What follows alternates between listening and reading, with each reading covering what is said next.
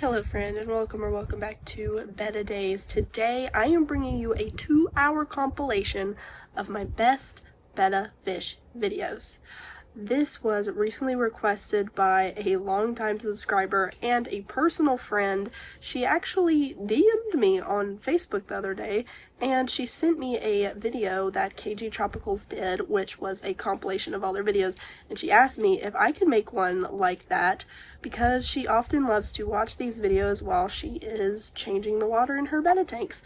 So whether you are just looking for something to listen to while you're changing the water in your tanks, or you're out doing something, I don't know, here you go. This is a compilation of my favorite videos with some of the best information that will help you take better care of your betta. I hope you are having a wonderful weekend. God bless, and let's get on with the compilation. Hello Betta Fish fam, and welcome back to another video. Today I'm really excited to share this one with you because I will be showing you how I create my DIY plant holders. More specifically, how I attach my plant cuttings and indoor plants to my tank to keep them up on the surface while letting the roots grow. I will be listing what you need to purchase in the description. Really, it's just a $10 to $11 pack of airline tubing, suction cups, and the little attachment pieces. I actually had to buy it anyway for my sponge filter and for the air stones in my tank, so I just happen to have some extra supplies on hand, which is how these came about. I needed some plant holders, and sometimes the best things are the things you make for yourself. So today I'll be showing you how to do that, and let's get into it. If you don't want to make a holder, there are a couple ways that you could have plants like this in your tank without needing one. The first method that I use for these is using my little built-in filter section back here. And as you can see, really, they just sit back here. This little thing keeps them from coming forward, but honestly, they're just being held in this little tiny section back here. I've just kind of wedged them in. Same with this one. I've just kind of draped it over back here, and the roots are growing all the way down. I don't know if you can see it. I don't have anything holding them except for the little cracks and crevices that I've just kind of shoved them down into. So you could do this. Also, if you have a hang on back or HOB filter, which is going to sit about here, you can do the same thing with plants. And as just a general beginner's rule, I do recommend pothos or pothos. These are some of the best plants, and I have some different kinds. I'll go ahead and show you because you could get any color, any size, any type. There's so many different types of pothos plants, but they are safe for your aquarium. So I'll show you the kinds that I have real quick just to give you an idea. Here's my first one. I am absolutely in love with this one. The colors are just gorgeous, and some of them I don't remember the names of, but I do know that this one right here is an Enjoy, in the letter N, Joy pothos plant. And then this one is a Global Green, and they grow with different colors and patterns. There's usually about 3 to 4 different shades of green. Love this one. Love this one. And then the last kind I have is just kind of sitting back here on my shelf. This is a Golden Pothos or Pothos, and that one's gorgeous also because it has this gold yellow color just going throughout the leaves, and every leaf is different and unique. Now moving over to my 10-gallon tank, I use my little DIY holder. You can see it right here, and it is suctioning to the back glass of my tank, and it is holding a cutting from my prayer plant, and I love this one. Here is another pothos vine that I have, and I've just kind of twirled it around the light, and there is another Enjoy back there. So as you can see, I have definitely laid it down. You can see, and it's a little bit blurry, but all the way in the back, those roots are coming from this plant. So the roots are actually really great to have back there because it gives your betta fish another place to hide and kind of swim around. Now, before we get into the actual DIY section where I show you how I create it, I did want to mention the benefits of having indoor plants in your tank. A lot of people just love it for the aesthetics, and honestly, that is one of the big reasons that I love having them in my tank. They make it 100 times better in my opinion. But Indoor plants will also filter the nitrites and nitrates in your tank, so it's a win-win. All right, y'all, so here we go, super duper easy. You are going to grab your airline tubing. Now, I have a bunch of this, and like I said, I have a lot left over from different projects, and also my sponge filter and air stones. So I just had a bunch of airline tubing laying around. If you don't have any, a lot of fish keepers do, but if you don't have any, like I said, I will leave the whole entire pack of things that I got for probably $11 on Amazon. I'll leave that linked in the description. From that same pack, you want to grab this suction cup. There's some different connectors in that pack as well, but my favorite one to use is this little one. This little corner T looking thing. This is going to basically follow the same principle that I used in one of my previous YouTube videos where I showed you how to make your own little almond leaf holder to make your betta fish a little leaf tunnel. So if you haven't seen that, check that out. But we're basically doing the same thing here. Go ahead and start out by grabbing your scissors and snipping off the desired length. Now, what you want to keep in mind is how big your cutting or clipping is. Does it already have roots and whatnot? Are the stems bigger? Are they smaller? I always go for the absolute minimum because the opening is going to end up being about like that. So you could stick really any little cutting into there. And you just take this little thing and you clip it right in there and it holds it. And that's about it. You're gonna stick it to the aquarium wall like that, and now all you need to make the little ring is some airline tubing. Attach it right here.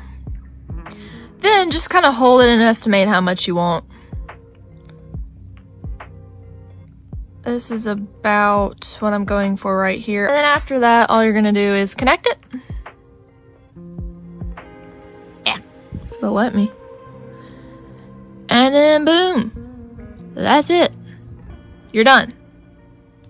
Now you have your very own plant cutting holder. So I did forget to add that if you don't want it to be really finicky and kind of fall out, take some super glue and just glue it in place. That's gonna make it the most solid if you experience problems with it popping off and whatnot. But as an example, I have my golden pothos cutting here. It's already got some roots, but you can root it just straight in your aquarium. Here it is. And then honestly, I still made it a little bit too big. I would probably go ahead, pull that off, cut it and make it shorter. Shortened it and it is way better. This is the ideal shape right here. Ideal. This is what I get with my other one. Snap it on. And I'm just gonna push it. Now your pothos can sit here and grow and look beautiful. You may not want to put it towards the front like I did, but I think it makes it look really pretty. It just kind of frames the whole top of the aquarium. I love it, it's so pretty. And I definitely recommend that you super glue that. I would super glue that to the suction cup so it doesn't pop off, because that can be an issue. So if you don't think you're gonna need the spare parts for anything else in the future, super glue that puppy on there and it will not budge. That is it for my DIY plant holder. I hope it works for you. Let me know how it goes in the comments, and I hope you have a wonderful time adding these gorgeous, gorgeous houseplants to your aquarium. Hello Betta Fish fam, and welcome back to Betta Days. I hope you are having a wonderful day. Today we are going to be talking about a possibly controversial topic, and that is rainbow rocks, or rainbow gravel, or rainbow substrate for your tank, whatever you want to call it. It's substrate or gravel that you put on the bottom of your tank that is rainbow. Quite literally a mix of blues, greens, yellows, pinks, party colors, and pastels.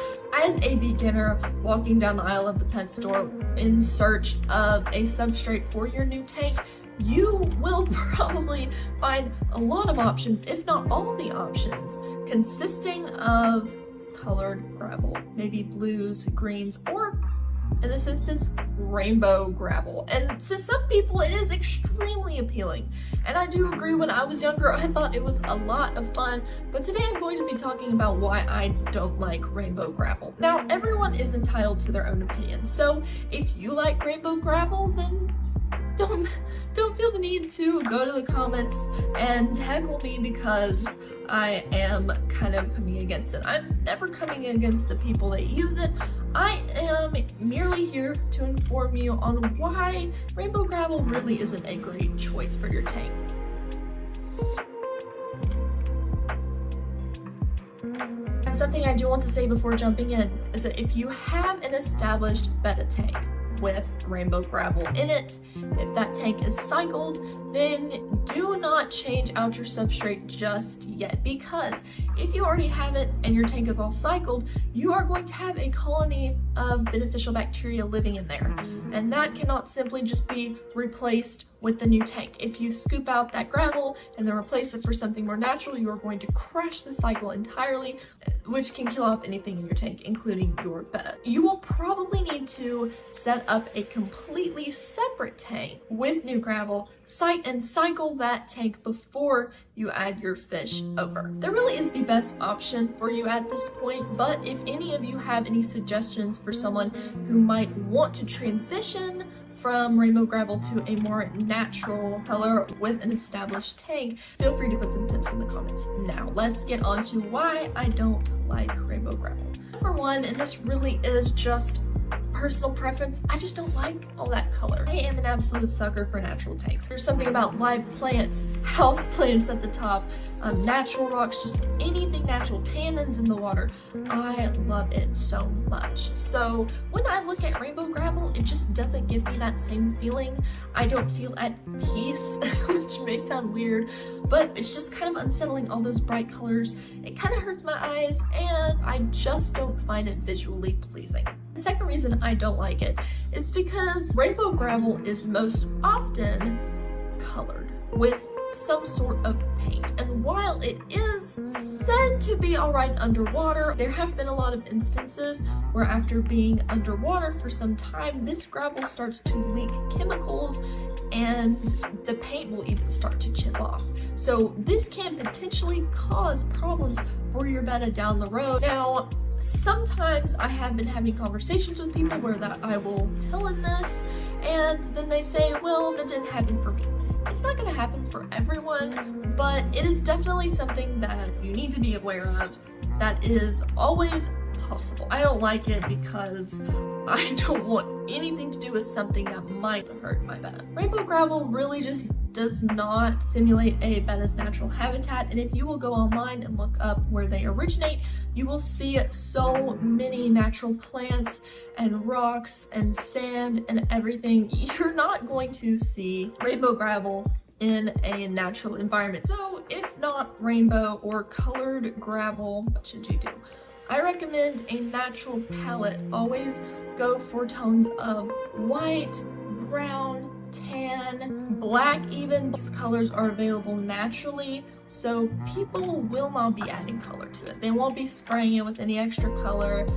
They can't just go out and find rainbow gravel. They are going to be using some kind of coloring, dye, or paint at this point. It's not super hard to find naturally colored gravel. If you have a hard time finding it in stores, always look online. There are some substrates available that are just little pellets made of clay and things like that. It's not exactly rock, but that stuff is usually chock full of nutrition for your plants already, so you don't have to think about using root tabs. That's just kind of a side note. Using rainbow gravel is up to you. However, I truly believe that we can make our Betta so happy if we use everything natural plants, even if the plants are fake, always making sure they're soft and they look natural. And that's what makes a Betta super happy, and I always want to provide the best for my Betta. As always, if you have any more questions or advice, feel free to share it in the comments. I will always read them and answer. I hope you have a wonderful day. William and I both send our love, and we will see you soon. My subscribers recently reached out to me and revealed a very sad truth. Their Betta had just passed away because it had jumped out of the tank. For a lot of Betta keepers, this can be a problem because many Betta fish do love to jump. William was never a jumper, and some Betta fish just aren't, but there are many that are, and they enjoy jumping, and a lot of times that can lead them to either jumping into the back chamber of a tank and getting stuck, or just jumping clean out of the tank, which then results in death. And this is a very, very sad reality for many betta keepers. So I have some really good tips today that I just wanted to share with you because I want to prevent this from happening to any of you if at all possible, and it's definitely possible. There are some ways to do so, so let's get into the video. The first way that can be very easy for many people, especially if they already have planted tanks and houseplants in their tank, is to get bigger, bushier leaves. Maybe something like a monstera, which is actually this one right here. As you can see, these leaves are really, really big. And we also have this, which is another type of monstera, another large leaf about the size of my hand. If you get houseplants that have slightly larger leaves, you can grow them out of your betta tank, which is actually what I've done with this one right here. It's hard to see, but it's really big and it stretches over the entire back of my tank. If you can get something like this and set it in your tank and leave it leaning over, those leaves are going to protect the surface. So if your betta jumps many times, those leaves will deflect him and he or she will fall back into the tank. So having wide-leafed plants is a really, really great way to prevent jumpers from getting out of the tank. I will list a few plants right here which have larger leaves that could work for you, just so that you will have that there. Second thing you can do, and this is also quite easy, have floating plants in your tank. I have a bunch in my 10-gallon and it almost covers the entire surface. If you have these floating plants, obviously you don't want to have them jam-packed over the entire surface because your betta is gonna have to come up to breathe. So he's gonna have to have little pockets where there is air, but if 60 to 70% of the surface is covered in floaters, which honestly you will see a lot of times betta fish keepers just have this in their tank anyway because it's gorgeous, it's functional. Bettas also love to build their bubble nests in there, but I digress. If you have floating plants on the surface, your betta's gonna have less of a chance to just jump out because the plant's there. So as long as you have pockets of air where he can breathe, but not necessarily yeet himself out of the tank, that is going to work to your advantage really quite well, and it's a fairly inexpensive way to do so. The larger leafed floating plants are going to probably be more beneficial in this area. I do recommend frog bit if you want this, or giant duckweed. It's not the same as duckweed. It looks a little bit more like a mini version of frog bit. Those two are really good, and I haven't really had much of a problem keeping them in my tank, especially the giant duckweed. It does really, really well. If you can't find this in your store, maybe ask a fellow fish keeper. A lot of times they'll have some and they will be willing to sell you or give you some pieces. Number 3, keep your water level low. And I know a lot of people, sometimes even for those with jumpers, a lower water level isn't gonna cut it. But for some of the jumpers that aren't quite as athletic, shall we say, lowering the water level is all you'll really need to do. It's what I do in my tanks. I usually keep about 1 to 2 inches from the surface of the water to the top of my tank. And because I'm completely lidless as well, it just makes me feel better. Tip number 4, you can create a lid for your tank out of plastic mesh.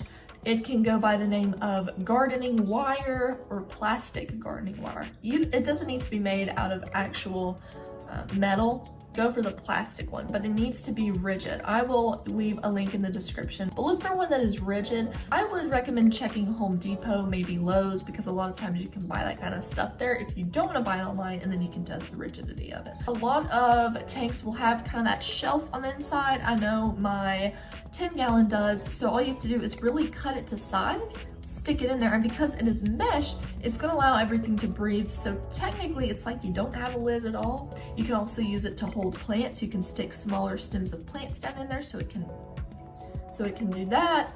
You can cut a very small hole to allow you to drop food in, or you can just raise it up when you want to feed it. If you have a tank like the 5-gallon, it's just glass. There's nothing to set it on. There really is nothing there. So what do you do in that instance? I would use probably some kind of tape or something to secure it. You might have to jerry-rig something up, but I'm sure you can make it work. You can cut edges to fold over. you can use some tape, maybe some clear plastic packing tape, to create almost a hinge over the back probably, so you could have it held there. You could also do just one on the side so you can lift it up like that. I don't know. There are ways to do it. I've never personally made one of these myself, so I'm not entirely sure how to do it, but I recommend trying tape maybe, or maybe just cutting a piece that's slightly larger that's just gonna sit on top of this rim here. The fifth and final tip would just be to have some resting spots near the surface for your betta. It might seem a little weird because, well, you don't want them to be on the surface anyway, but a lot of times if betta fish will find their perfect hiding or resting spot, they probably won't be as likely to jump if they have their favorite resting spots near the surface. And especially if you have a little hammock, if you're worried about them using that to catapult themselves off, a lot of times betta fish have to be a little over in the water to get that momentum to go.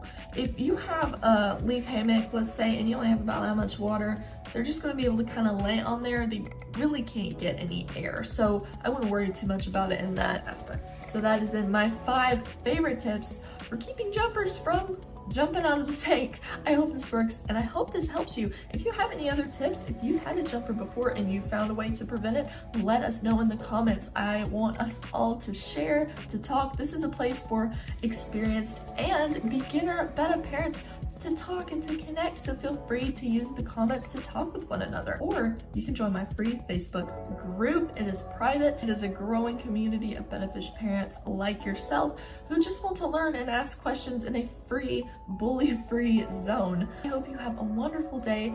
Feel free to put your stories in the comments as well. I love hearing from you, and I will see you in the next video. Hello Betta Fish fam, and welcome back to another video. Today I'm going to be talking about divided tanks, or more specifically the 3 reasons why I really don't like them. Now if you have a divided tank, then please don't let this information make you want to undo everything or separate your bettas or mess up that cycle and everything that you already have going and established. If you have an established tank and it's doing well, then really this video isn't for you, unless you just want to know why I don't like divided tanks, which honestly is a valid reason to watch. So let's dive in.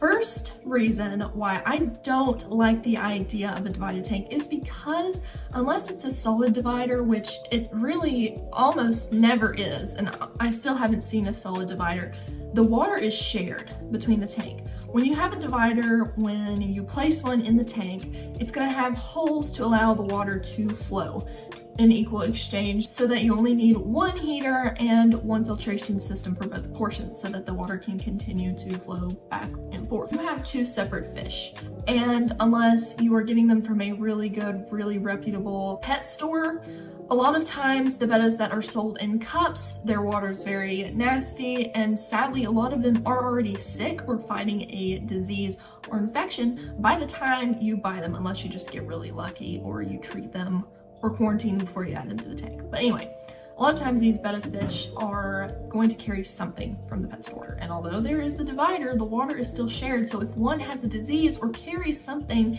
the other is very likely to catch it because they share the same water. Number 2, a lot of times these dividers are not that great. They are built to obstruct the view between 2 bettas so that they will not see each other. But unfortunately, many of these dividers are slightly see-through.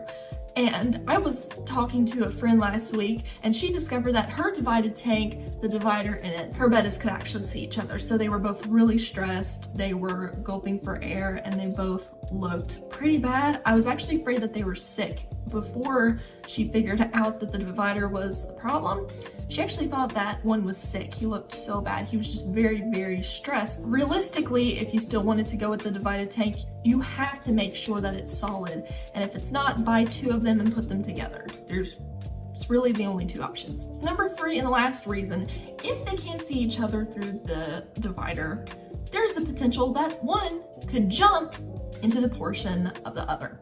Now, there are tank lids, and you could put the tank lid on, and with the divider, there really may not be much space to jump.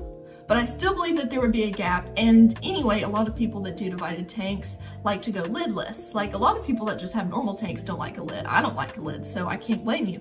But if you have a betta that likes to jump, and there are many bettas that love to jump, and some of them can jump a lot higher than others, you could potentially wake up one day, find that your betta has jumped into the other part of the tank and they have both fought to the death. It's a little gruesome, I know, and it's not something that you would think about ordinarily, but in the situation with this tank, it is a very, very real possibility. I hope this video helped you gain some clarity, maybe answer a few questions. If you were questioning the logistics of having a divided tank, my piece of advice, just get 2 separate tanks or just get 1 betta.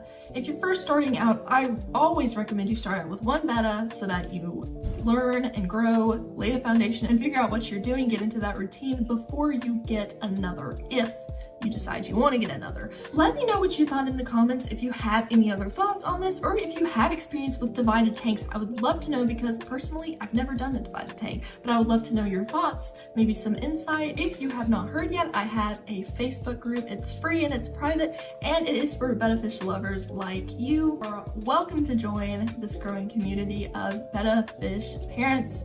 A link to that will be in the description, as well as a link to my free guide that is currently out. I am currently working on a new one, so if you have gotten the other one before, keep an eye out. I will announce it once I have it out, so it will be announced in one of my newer videos. I hope you have a wonderful day and a wonderful rest of your weekend, and I will see you soon. Hello friend, and welcome to the betta side of YouTube. If you're new here, welcome, and if you've stuck around for a little while, I'm so glad to see you back here. Today we're going to be talking about houseplants, and which ones specifically that you can add to your tank. There are many reasons why I love adding indoor plants to my tank, and it's not just because I'm obsessed with plants. The 2 main reasons why adding houseplants to your tank is beneficial is, number 1, they act as a natural filter, and number 2, they just add this extra element to your tank. As you can see in my tank, I have done the same thing. So today I will be going over 9 specific houseplants that you can add to your betta tank. Let's get started. Number 1, Monstera. There are several different types of Monstera. Some grow bigger, some grow smaller. I have 2 types, and I will not try to pronounce them in this video because sometimes I mess it up, and then, you know, you have people correcting you in the comments, and I don't mind that, but I'm just gonna put it here and say that there are several different kinds of Monsteras. I have 2 of the kinds. One is almost more of a vining plant, and the other one just likes to grow upwards. Both are really beautiful. I don't really have a preference to one or the other, but if you like a specific look or you're going for something specific, then you can look into the different types of Monsteras that are available and pick which one best suits you. Number 2, pothos. There are many different types of pothos plants, and these are a lot of fun if you want something slightly smaller. You can get different colors, you can get different patterns. I personally love the global green pothos, as they feature about 3 different shades of green. Number 3, bamboo. I don't have any bamboo, and I haven't before, but I do have friends that use it, and it looks really neat. The main thing you want to do with these plants is make sure only the base is in the water. Don't stick the whole plant in. Don't let the leaves be submerged. This will cause the whole plant to rot and die. You just want the base where the roots grow out to be underwater. Number 4, any type of philodendron. I more specifically have a pink princess philodendron, and currently those are not in my tank. They're propagating in little glasses on my plant shelf, but I will most likely be adding these to my tank shortly. Peace lilies. Peace lilies are really popular. Again, I haven't had any of these, but they're really beautiful and they're bushy, and when they're healthy, they will sprout little white flowers, and they are really beautiful and unique. Wandering Jew. I have added these to my tanks, and they are really neat. They add a really fun pop of purple, and one thing to notice is that the more light it gets, the more purple it will become. Spider plants. These are really neat. They can grow pretty large, but if you get one of the baby ones, they'll stay small for a while and really fill a corner of your tank quite nicely. Elephant ear. Again, these grow really large, but if you get a baby one, it will be manageable in a 5-gallon for quite some time before growing too large. Now, some people have tanks that are about 20 gallons or larger, and if you want large plants, you can go with the Monsteras and the larger elephant ears, and I think those will look really cool. The prayer plant, or the Maranta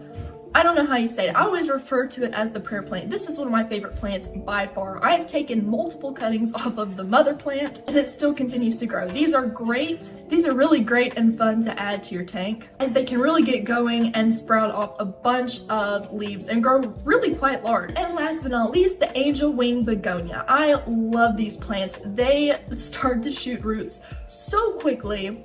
You can take many cuttings off of a singular branch or just take a few cuttings off the top. Either way, it will work, and these are really, really happy. One thing to note is that the more light they get, like from a full spectrum tank light, if it is shining directly on it, the redder they become. So I hope this video helped to provide some clarity, maybe inspire you, and make you realize that there really are so many houseplants that you can add to your tank to make it visually appealing and to add a natural filter. If you like this video, or if you have some experience growing houseplants in your tank already, let me know which one is your favorite. Also, I have a brand new guide out, so make sure you snag that. There will be a link in the description. I hope you have a wonderful day, and I will see you soon.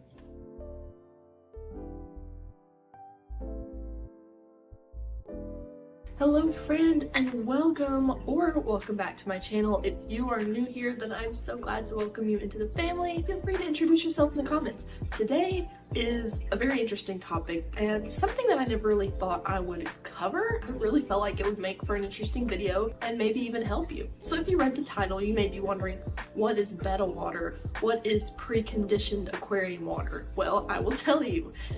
It is another product that the pet stores have rolled out and had out for quite some time, and it's a jug. Sometimes it's a gallon, sometimes it's 2 gallons, sometimes it's 2.3 gallons.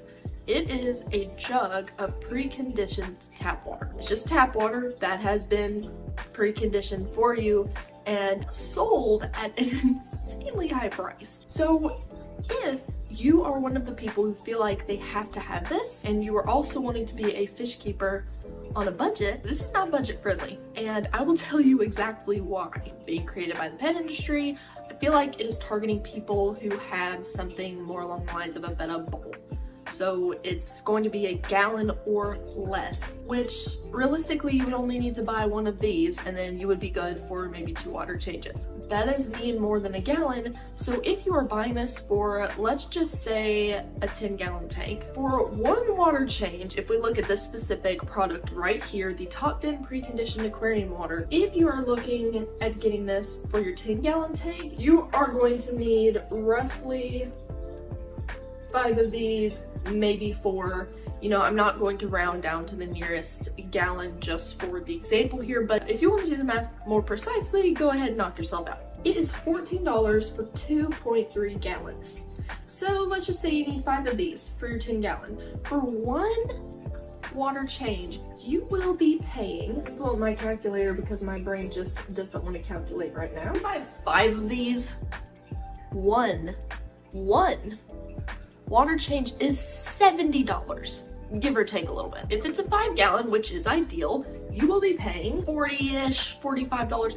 Okay, do the math, that is a huge amount over time. So if you feel like you need this product, maybe the pet industry has made you think that you do. You don't need it, and I'm here to tell you exactly what you need to do. Super easy. Buy some water conditioner. Now, you don't have to go for this exact brand, but this has been tried and trusted by many fish keepers, including me. I love this stuff. Sea Kim Prime water conditioner. A lot of people like to joke and talk about how bad it smells, and really, I mean, maybe I just have superpowers, I don't know. It doesn't smell that bad to me. It just doesn't. I mean, yeah, it's kind of gross, and you would never want to get it on your clothes because people would probably think you really smelled, but it's not that bad. You just shake it up, and then you just pour it in your water. Now, there are dosing instructions. I recommend looking at the back or going online if you have a tank smaller than something like 50 US gallons, because the dosage instructions are for a pretty large tank. I may be wrong because I haven't looked at it recently, but I believe when I got it, it was $9 to $10. For this bottle, if you look on the back, it will tell you that this will treat up to 5,000 US gallons. Now, if we take the Betta, the preconditioned tap water that is being sold on here, and we add that up, same amount of water, you would be spending $30,000 or more. which is insane. Now I know probably no one would do that, but if you are buying this over time, the cost is going to add up.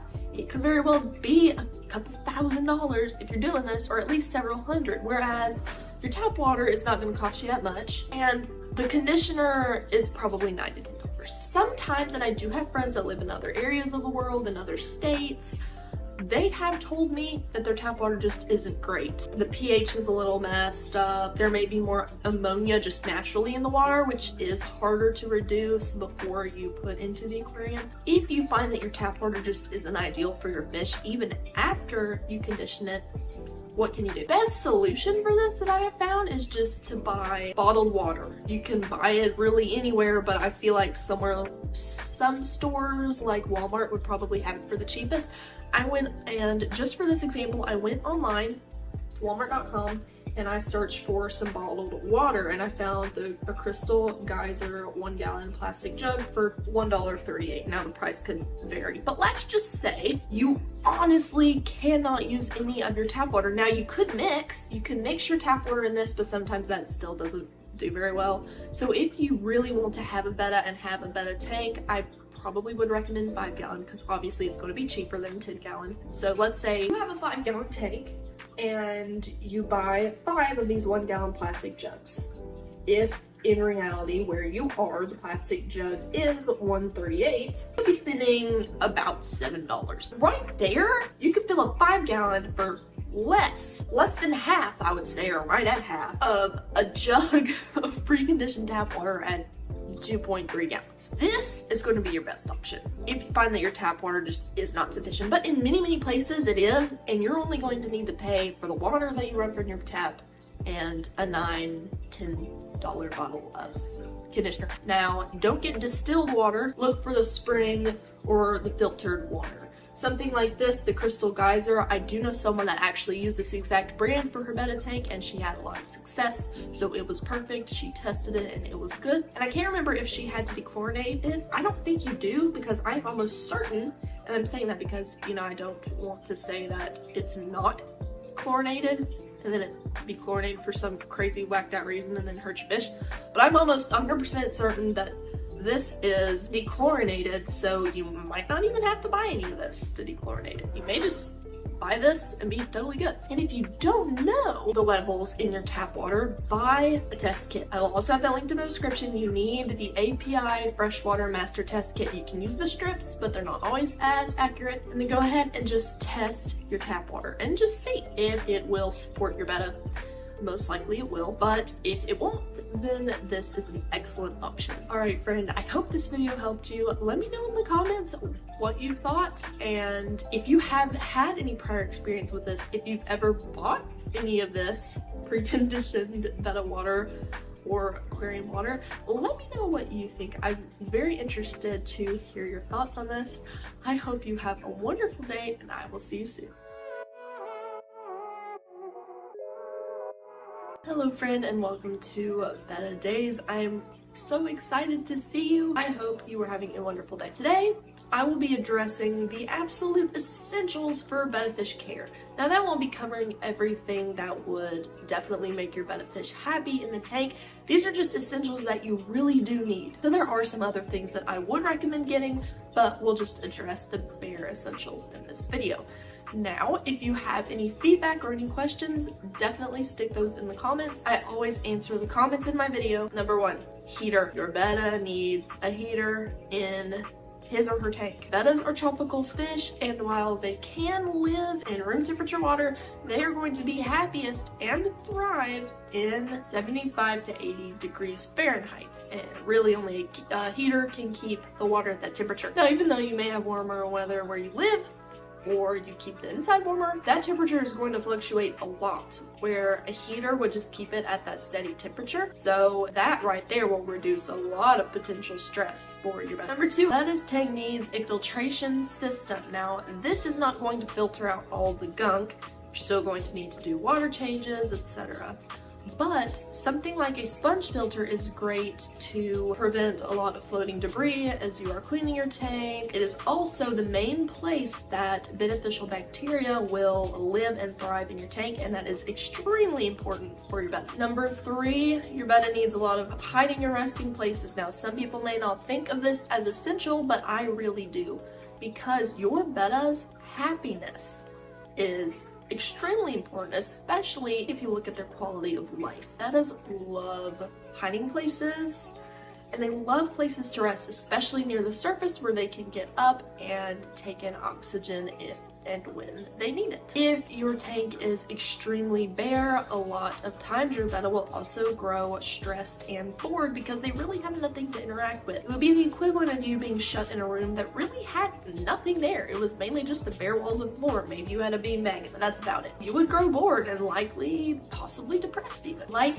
we do, bettas need something to interact with. They need different things to explore. Now, I'm not saying you have to max your tank out just yet, especially if you're on a tighter budget. All that will come with time, but make sure you have a few hiding places and resting spots at least in your tank. Number 4, 5-gallon minimum. I always recommend a minimum of 5 gallons for your betta tank. Now, sometimes there are exceptions, and I will not ignore that because some people just drive it really hard. Other people just say 10-gallon minimum. 5 really is good for a single betta, male or female. Sometimes, because each betta is an individual and they all like different things and they have different characteristics, sometimes a betta will actually become depressed in a larger tank, and they will pick up harmful habits like fin nipping. And it seems strange, but I know a lot of people who had that happen with several of their bettas, and as soon as they moved them to a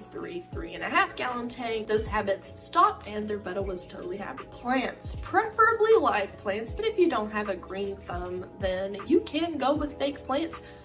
Just don't get the plastic ones that are so popular in fish stores today. Make sure you get the ones that are usually titled something like silk, or if you notice the leaves are made up of something more like a fabric. A lot of times they'll go by the keyword silk, and you can find a lot of these online. They look more realistic as well. I always recommend live plants, but if you are new to the hobby, you can always start with fake and then just kind of work your way up. You are also going to need, and this is extremely important, a dechlorinator for your water. Something like Seachem Prime this in my opinion is one of the best, but you can pick up really any other brands. There's so many other brands of dechlorinator out there. This is extremely important, especially if you are filling up your betta tank with tap water. It needs to be dechlorinated because if it isn't, that will kill your betta. I will leave a link to this in the description. Lastly, you really do need a test kit of some sort, so you are able to test the water, keep an eye on the levels,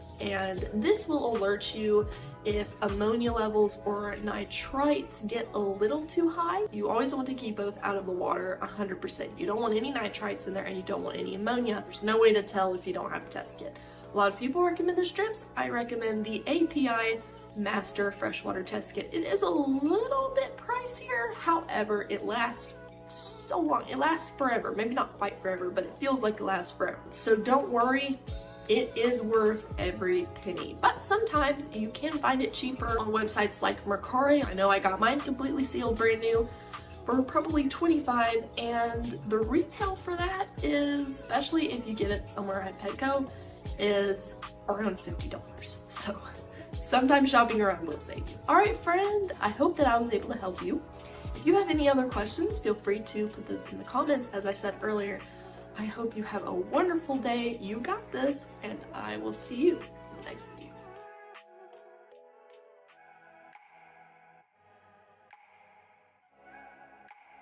Hello friend, and welcome to the Betta side of YouTube. Today we're just going to take a few moments to talk about floating plants. Floating plants are wonderful, and I love having them in both of my tanks, but when I first started trying to incorporate them into my Betta tanks, I had a lot of issues with them. And when I say I had a lot of issues, I mean literally every one that I put in my tank, even duckweed, died. I was killing duckweed. You don't That's not even really a thing, but I was doing it. So we really won't get into specific different kinds of floating plants, but I will say that some really nice ones to have in your tank are frog bit, water lettuce, and giant duckweed. I'm not sure I would recommend duckweed unless you want a bunch of tiny little plants that get all over your arms and equipment, and not to mention, once you put them in, you really can't get them out. So that is one commitment I would highly suggest thinking over before you jump in. Today we're going to be talking about why you may be failing at having live floating plants in your tank. There are really two main reasons. One was a game changer for me, and as soon as I changed this one thing, they lived. So a lot of the problem many people have with their floating plants is that they just die. They start melting, they turn yellow. Why? One huge reason for this is that the top of the leaves are wet, and they're not supposed to be wet.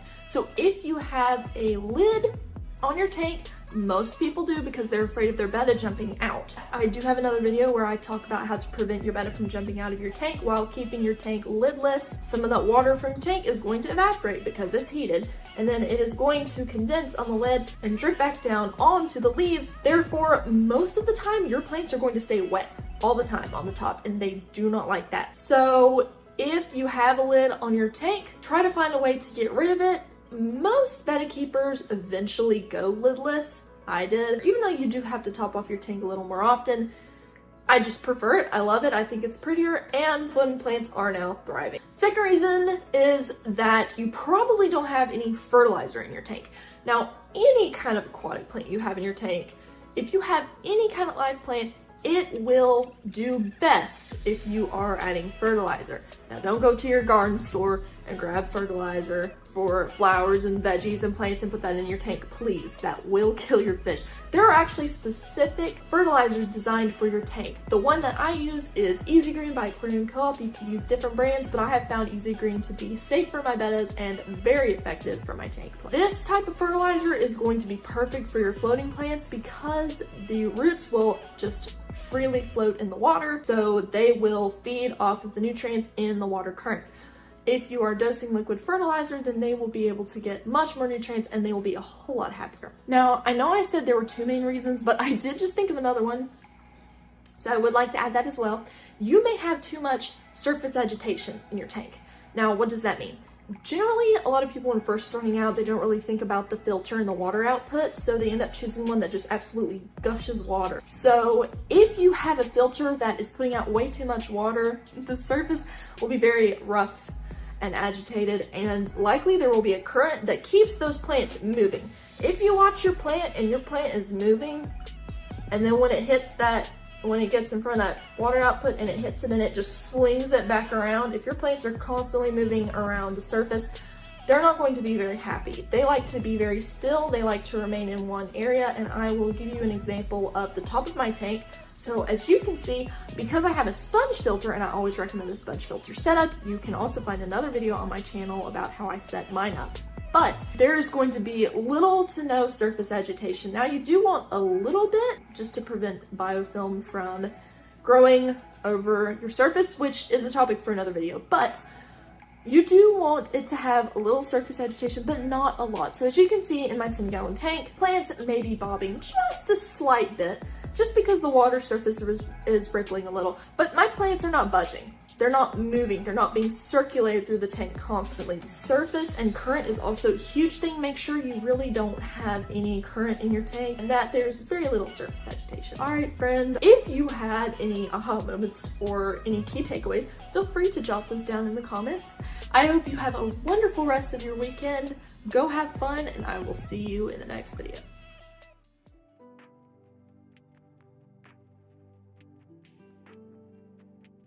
Hello friend, and welcome to Betta Days. I'm super excited about this video because it is actually a remake of one of the first videos that I posted on this channel. If I'm not wrong, I think it was either the second or the third video that I have on my channel, which is still up, and you could check it out if you wanted to. But I was thinking it over the other day because I'd heard back from several people who watched it about how helpful it was, but I realized that I had actually changed up a few things as I have gone, and it's probably been about 8 months since I filmed that, so I've learned a few things. So I wanted to create a nice little updated video for you. You may recognize the leaf ring as one that is available on Amazon.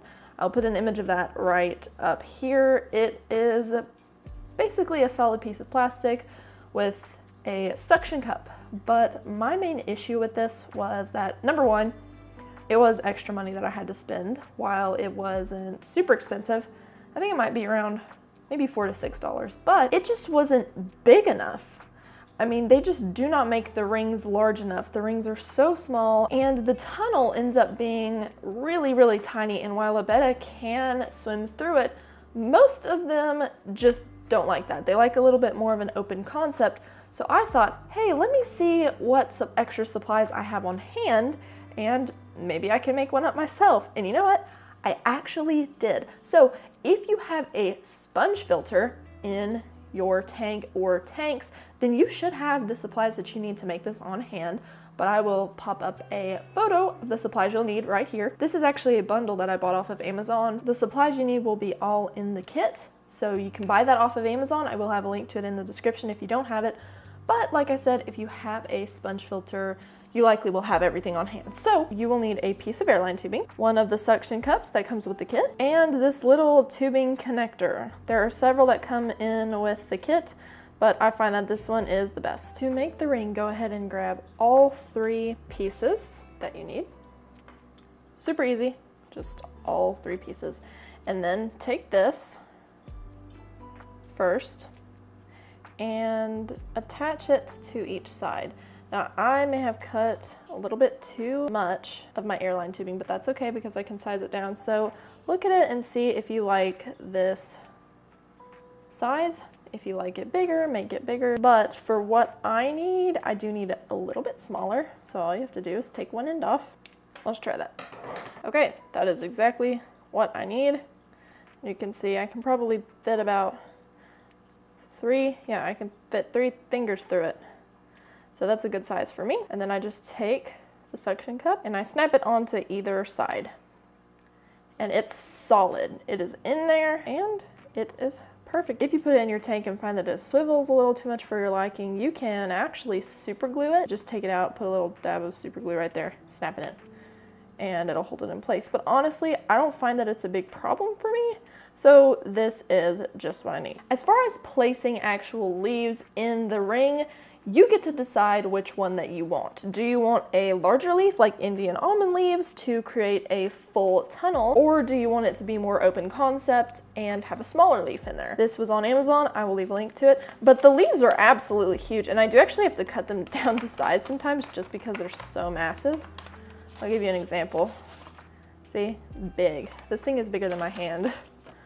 It's, well, actually it's about as big as my hand. Usually I will cut this side off right here and then I will roll it up this way. But if you tried to roll it up right now, because it's so crispy, it would snap in half. There are a few ways you can soften this up.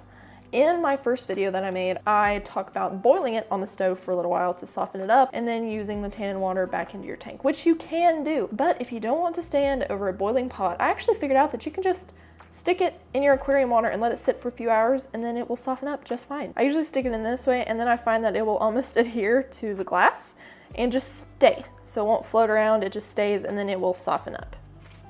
And then you can roll it up. But a couple weeks ago, I realized that I had some smaller leaves, so I wanted to try it and see if I could create an open concept little rest kind of recliner, and it worked perfectly. So I use these cow ears leaf litter, which is just a specific type of leaf, and it is from Betta Botanical. This is the one that I've been using more of, which the same thing goes for this, except you don't actually have to roll it. You just stick it in long ways, so you don't have to let this soak to become soft.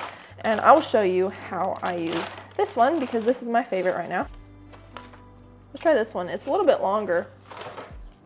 But again, if it is too long for you, you can always cut off the end with scissors. Look for the natural curve. This one is a little crispy, but I shouldn't have to soak this one because I don't usually. I could potentially make the ring larger, but I find that if the ring is larger, then it doesn't actually hold the leaf in place and the leaf just kind of flops everywhere. In there, pretty solid, so it shouldn't fall out. One thing I did want to mention though is when you are looking at having this in your tank for a while. If you have had botanicals in your tank before, any kind of leaf, you know that after probably about a month, maybe 3 weeks, it gets really soft because it starts to break down and then the snail starts snacking on it, so it gets thinner. Any leaf like that will start to fall out of this holder. It just will. If this is the case, just swap it out for a new leaf. That's the easiest way to do it.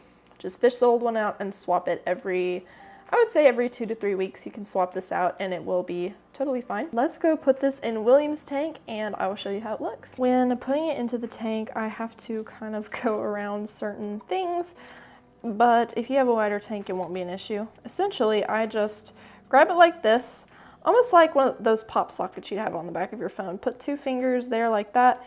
That way you can press it up against the glass really easily and slide it down. Now you can go as far down as you want, but I like to keep this near the surface because William likes to rest near the surface where he can get some oxygen. And then you'll need to push the leaf down in there and adjust it yourself. Depending on how long the leaf is, you may need to slide it back in there. All right, it is all situated in there. It looks perfect. It might take William a little bit to figure out that it's there since I did take it out. But this is his favorite spot and he always finds it after I've taken it out to replace the leaf. If you found this video helpful, let me know. Let me know what your bettas think as well. If you try it out and are able to, take a photo or video and tag me. I would love to see it. You can tag me here on YouTube and you can also tag me on Instagram. I'll have my Instagram linked in the description so you can follow my account and see more of William and Alexander. The boys and I both wish you a wonderful day and we will see you soon.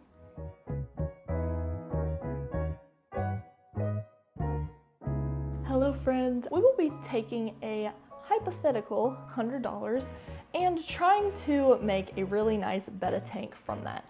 I know that a lot of times we have to really work on a budget, so I wanted to show you how I do so by taking a hypothetical $100 and trying to get as much as I can out of it. Now, I know that sometimes you may have a lower budget than $100, but I really feel like for $100 you will be able to get all of the essential equipment plus a little bit of decor. If you are working on a budget, do not feel like you must deck it out completely. You must fill it with plants, you must fill it with wood.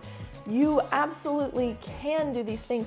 However, if you're working on a budget, feel free to just get a few things at once and then scale up with time. Lots of Betta fish keepers, including myself, have done that, so don't feel guilty. If you have to just start out with a few things, it's absolutely okay, and you need to give yourself a little bit of mercy in that area. Keep in mind that the essential equipment you'll need are a tank, substrate, a filter, a heater, a light, and a few plants. These could be fake or live. I will go over both in this video. Anything else really is an extra and does not have to be added right away. Okay, let's just get started. I will be doing all of this on my computer here so that you will be able to see, so that you may follow along. Okay, let's get started. Okay, first we are going to need a tank, obviously. You cannot do anything without a tank, so we'll start with the tank first. There are many different places that you could look. You can go somewhere like petco.com. Here I am at petco.com. Now I am using a different location than where I currently live. Supplies will probably vary where you are and whether or not you can pick up or have something delivered to you. But here on petco.com, I did find a 10-gallon standard rectangular tank for $12.49, and it is actually on sale right now. It is 50% off. So usually these tanks are about $25 both in store and online. But my preferred place to refer to when looking for a tank on budget would be Facebook Marketplace. I love Facebook Marketplace. You'll hear me mention it again and again. I use it all the time. But essentially what I've done is I've gone to Facebook Marketplace and I have searched 10-gallon fish tank. You can start with a 5-gallon, but on Facebook Marketplace, the prices really will probably be the same for either, so why not go bigger? So right away, I'm able to scroll and actually find an $8 10-gallon fish tank, $8 cash only. So if you live here, you could easily message them and pick them up for $8. Now, this may be an absolute ideal situation. You may not be able to find one for $8, but typically when you're on Facebook Marketplace, if this website is supported in your area, you will be able to find 10 gallons from $10 to $15. Let's just go with this one right here. This one is $15, which when we went to petco.com is the exact tank for $13. However, you will have to factor in shipping costs, so that would actually make it more than the tank right here. If you wanted to keep looking, I can almost guarantee that you would find a tank for $10. So since I found that tank for $8, which obviously I would go for first, and then there's one for $15, I'm just going to break even and say that you will likely, if you have Facebook Marketplace, be able to find a tank for about $10 to $15. So with the tally, I will have to write a definite number. Keep in mind that this can vary. You can actually find it for cheaper. So for tank cost, I'll just write down $10. Okay, moving on. We need substrate, and I do not recommend having a tank without it. You really do need it. It allows your betta to forage. It also helps beneficial bacteria to grow and thrive. They mainly live in your substrate and your media filter. They do not live in the water column. So substrate is necessary. Do you have to buy it new or used? You can buy it either way. The substrate in my 5-gallon is brand new. I bought it about 4 years ago. And then about a year ago, I bought the one that's in my 10-gallon, and I bought that one used. And honestly, it probably cost me, because I bought it in a bundle and stuff for really cheap, the substrate really probably cost me less than $5. So something more like this is ideal. Here's some Aqua Natural Gold Pearl Gravel, 10 pounds. This should be more than enough to cover the entire bottom of your 10-gallon tank. And it is currently $15 on sale. Now, I can actually find this exact gravel and other kinds on Amazon, so I will fly to Amazon very quickly. I will be honest, Amazon has way better results when it comes to something like this. So unless your Petco is just really good, you can find good deals, you have coupons, I recommend Amazon. If Amazon isn't available in your area, you may have to go to a local pet store to purchase substrate. On Amazon, I can find that exact substrate for $15, which currently is the same price, but it's on sale, remember, so a lot of times they may not have a sale going. So it's the same price, and that is more than enough. Honestly, $15 is a really good deal, and a lot of times you won't find cheaper unless you buy used, which is still fine. Buying used is all right, so I will fly over to Facebook Marketplace really quickly and search aquarium gravel. Keep in mind that your results will vary where you live. The listings will always be different, but usually you can find some pretty good stuff. So here, if I lived in Georgia, I could go grab this bag. It looks like it's been marked down to $15. So that's probably for all three, but realistically, I would only use this one, and it is actually really nice. And I do believe that that is enough. So likely it's around a 10-pound bag. So again, it's about the same price. Honestly, it might be a little bit cheaper, but since we would only use this one here, it's going to be the same price. So it's $15 for a 10-pound bag of substrate just about everywhere. And again, you can get any color you want. I do recommend getting natural colors, but there are other colors than just this mix of tans. You can get black, you can get white, you could get just a solid beige or a darker. But honestly, I love mixed substrate like this. I think it is so beautiful, and it really is a good deal. Okay, moving on to the heater. Bettas live in tropical areas. They have to have a heater in their tank. It is a non-negotiable, so you have to have a heater. I would automatically go to Amazon and start looking. That is honestly my go-to. It is the best place to find good heaters that have really good reviews. The main issue I have with buying a heater used is that a lot of times people don't tell you how long it's been used. You don't know if it's faulty, you don't know if it's just at the end of its life and it's going to break down in a few weeks. So this is one of the things that I do recommend buying brand new. And Amazon is just the best place to find it. If you don't have Amazon in your area, then just check a local online site that you would buy from. Always make sure that this heater is built for the size of your tank. You don't want to get a heater that is only built for a 5-gallon, and you do not want to get a heater that is built for a 20 or 30-gallon. Make sure it matches up with your tank gallon size. So here, automatically, I can find some really good ones. This one has really good reviews, but it's only for a 2 to 5 gallon tank, and I'm looking for up to 10 gallons. Here's a good one. This one varies. It has different sizes, so you would just purchase the right size. Honestly, I think I would go with this one. You can always do more research on your own, but this one has over 6,500 ratings, and it has a 4.5 out of 5 stars. And it is $12 on sale right now. Normally it would be $15, but we'll just write down this price at $12.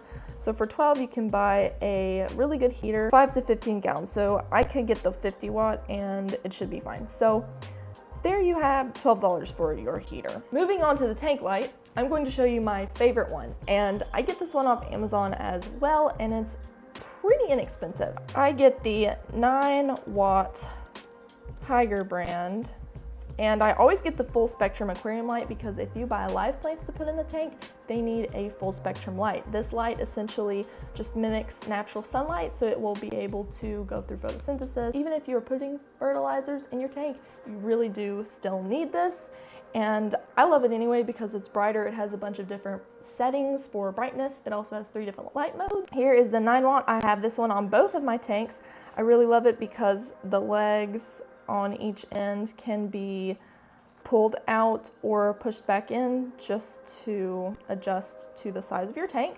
But this one will be perfect and it will rest on the top of the 10 gallon. If you look at the ratings, you can see some examples. There are 3 light settings. You have this one, you have the night mode, and then you have really the whites only. So that is really good. And here is an example of it over someone's tank. It just rests over the top here. For your light, it may be a little bit more expensive. This one is $19, but it is absolutely worth it. Now we have to get a filter. For the sake of this video, I will be showing you exactly what I do, which is a sponge filter. You may have to do a few modifications on this, but really it is quite inexpensive. So for the sponge filter, you will need an air pump. And most of the following supplies you will find for the best price on Amazon. Sometimes you can find a lot on Facebook Marketplace of just a ton of tank things because someone's getting rid of their tank. So you might be able to find a tank and a heater and then an air pump, which I did find something like that once, but it's not extremely common. So we'll just go with this. This one I love. It is really inexpensive. You'll want to purchase the size up to 10 gallons. It's $5. Now you could round up, so I'll round up. And we will have other things to add to this whole filter thing, but you have to have an air pump to have a sponge filter. So with the air pump, you also need airline tubing. If you don't know how to set up the actual sponge filter, then look up some tutorials online. They're really easy. It's super simple to set up. This is the pack that I recommend right here. I love this one. It's $10. It has everything you need. It has the airline tubing. It has the accessories. It has the air stone, which is very important. You need that to go inside the final sponge piece, which we will get that in a moment. So that adds on another $10 for this, but it really is valuable and you get a lot of value out of this. It is definitely worth $10. Finally, you will need a sponge filter. Look up sponge filter and you'll be able to find the sponge you need for it. This is the one I recommend right here. I love this one. I bought this one for my tank. Don't get the large up to 60 gallon, get the small up to 10 gallon unless you get a larger tank, but we're just kind of going on the thought that you will be setting up a 10 gallon. You could also do a 5, the same things apply. So for the cover, again, it's only $5. So if you add it all up for the entire sponge filter setup, it will cost you $21. Now, that may seem like a lot, but honestly, even if you buy a simple filtering system like a hang-on back filter, this one's $16, this one is $20, so really, it's the same price as buying something like this, but the benefit of having a sponge filter is that you will not have to change any cartridges, you won't have to do anything. You put that sponge filter in there, the beneficial bacteria grows on it, it filters for you, and then all you have to do if it seems like it's getting blocked or the sponge is getting a lot of gunk on it, in between water changes when you have that pot full of dirty water before you go dump it, take that sponge out and squeeze it out in that tank water to get all of the debris out. You don't want to rinse it out under the sink water because that can destroy the beneficial bacteria colony in there. So just rinse it out in your old tank water and you'll be good to go. That thing will run for years. I've had mine for quite some time and I love them so much. I'm actually getting ready to convert this one to a sponge filter system as well. Once you buy all of this, you will probably want some decor, and you do have some money left over because once you tally everything up, you have 23 left to spend on decor. Now here's the easy way to do it for free. If you want to go around and look for some rocks, if you want to have some larger rocks to put in your tank to create a natural aquascape, you can do this completely for free. You can go out into nature and you can pick up rocks by streams, by bodies of water. Sometimes you can find some really nice rocks. Just make sure that you wash them very well. I would even say pour some boiling water over them, scrub them with baking soda and water. Don't scrub it with soap. Don't scrub it with soap because that can leave a film of soap that is hard to wash off that can actually harm your betta. So scrub it off, wash it really well. I've known a bunch of fish keepers who have just gotten a lot of things for free to scape their tank with, just from nature. But rocks are the safest. Just make sure where you get them is not sprayed. In some instances, you can also get wood for free as well. Now, I don't recommend just picking up any sticks from your backyard because there can be bugs in there, there can be dirt, there can be all kinds of things, pesticides. So if you're wanting to find wood, I recommend talking to fish keepers who have done it before. They can give you some tips and tricks on how they did it. But if you want to just buy some that you know has been washed and is sanitized and is good to go, except for maybe boiling it yourself or letting it sit, you can go to Amazon. You can find a pretty good piece. You really don't have to have more than one right now, and you don't even have to have that. But if you want to have a nice little medium piece to go in your tank to plant some plants around, then this is probably good for you. Just right here, so that would be $12. You have $11 left to spend on some plants now. Honestly, a lot of you could get plants for free. I have decked out all of my plants completely for free because I know people in my area that have tanks, and eventually those plants grow way too large for their tanks and they're throwing them away anyway. So before you buy, make sure you reach out to fish keeping friends if you have any. Make sure you look for people in your area. You could look up groups on Facebook. You could try to connect with some people locally because a lot of the time they will be more than happy to give you plants from their tank. You can also search on Facebook Marketplace as well for this. And sometimes you can even buy some from people on Facebook Marketplace for really cheap, but sometimes you can get it for free. So right now, we could end the video and your total could be $89 if you just got the plants for free. But if you do want to buy some plants specifically, there are different sites that you can check. I recommend aquariumcoop.com. That's a really good one. You can also check your local fish store. Now this is honestly the best place because a lot of times they have them on sale. If you have any specialty fish stores, the plants might be a little expensive, but if you have a Petco or PetSmart, check there first because Petco has actually been getting more aquatic plants lately, and they're pretty inexpensive. They go for around $4 each. You can find some pretty good ones if you want to start with live plants. I recommend Anubis, any type of Anubis, and any type of Java fern. Those grow really well and those are great beginner plants. If you want to buy some fake plants to start out, I always recommend getting the soft ones. They're usually called silk, but you can go on Amazon and search soft aquarium plants and you can find some really good ones. These are good because the leaves are soft. It won't rip your fish's fins. This is a good 2-pack right here as well. These are a little bit harder, but you could probably get away with something like this in the tank, something like this. This is good here, so you could go for something like this. Both of these are $8. That would bring your total up to $97, so you would have a few dollars left. So if you're buying fake plants, you may not be able to buy as many as you could real plants, but it's just up to you. If you want to buy some real ones and you haven't been able to find any for free locally, then you can do quite a bit with $100 as I have shown you today. Remember that sometimes what you were able to find will vary, but I promise you can do a lot with $100. I hope that you found this video helpful. It was definitely fun to set up a little hypothetical tank with you.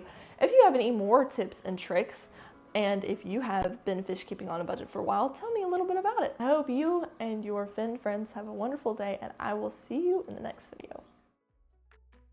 Recently, I had a friend reach out to me and she was freaking out because a spot had developed over her Betta's eye and she wasn't sure if her Betta was sick, if there was a problem, and I'm so glad that she reached out so that I was able to assure her that everything was okay. But it did bring up the topic of diamond dye to mind, and I thought, what better time than the present to create a video on it so that hopefully I will be able to help many, many more people who may be freaking out right now and wondering, is their Betta fish okay? Is this deadly? So if you have tuned into today's video, prepare to have your question answered. Let's hop right into it. What is diamond dye? Whenever a Betta is crossbred for show and they really do not look like their natural counterparts anymore, sometimes in the genetics, something just happens and scales will actually start to grow over their eye. As far as we know, it doesn't cause the Betta any pain, but it can hinder their eyesight. Typically, this will happen in koi Bettas or galaxy koi.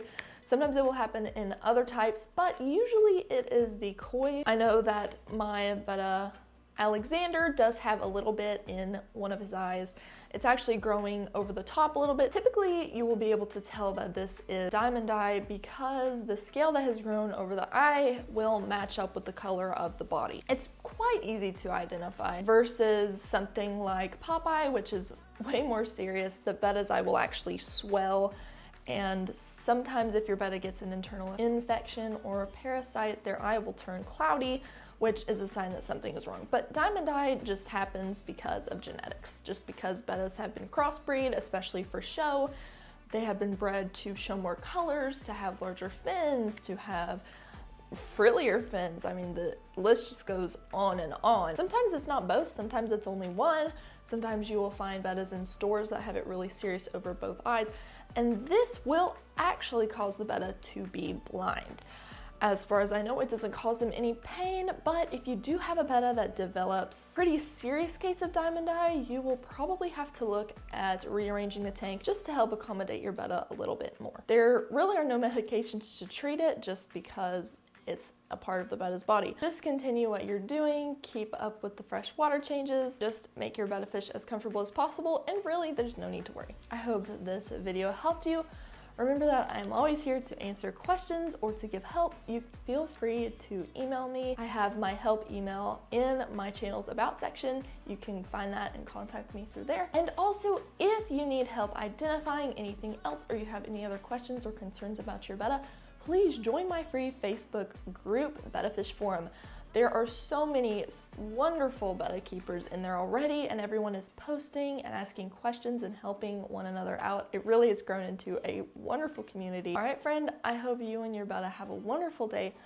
Feel free to drop any more questions or comments below, and I will see you soon. Hello, friend. I hope you're doing well today. Guess what? I'm in my new room. It's my new setup, and honestly, I could not be happier with it. The biggest issue with my other room was the fact that I did not have both tanks close together.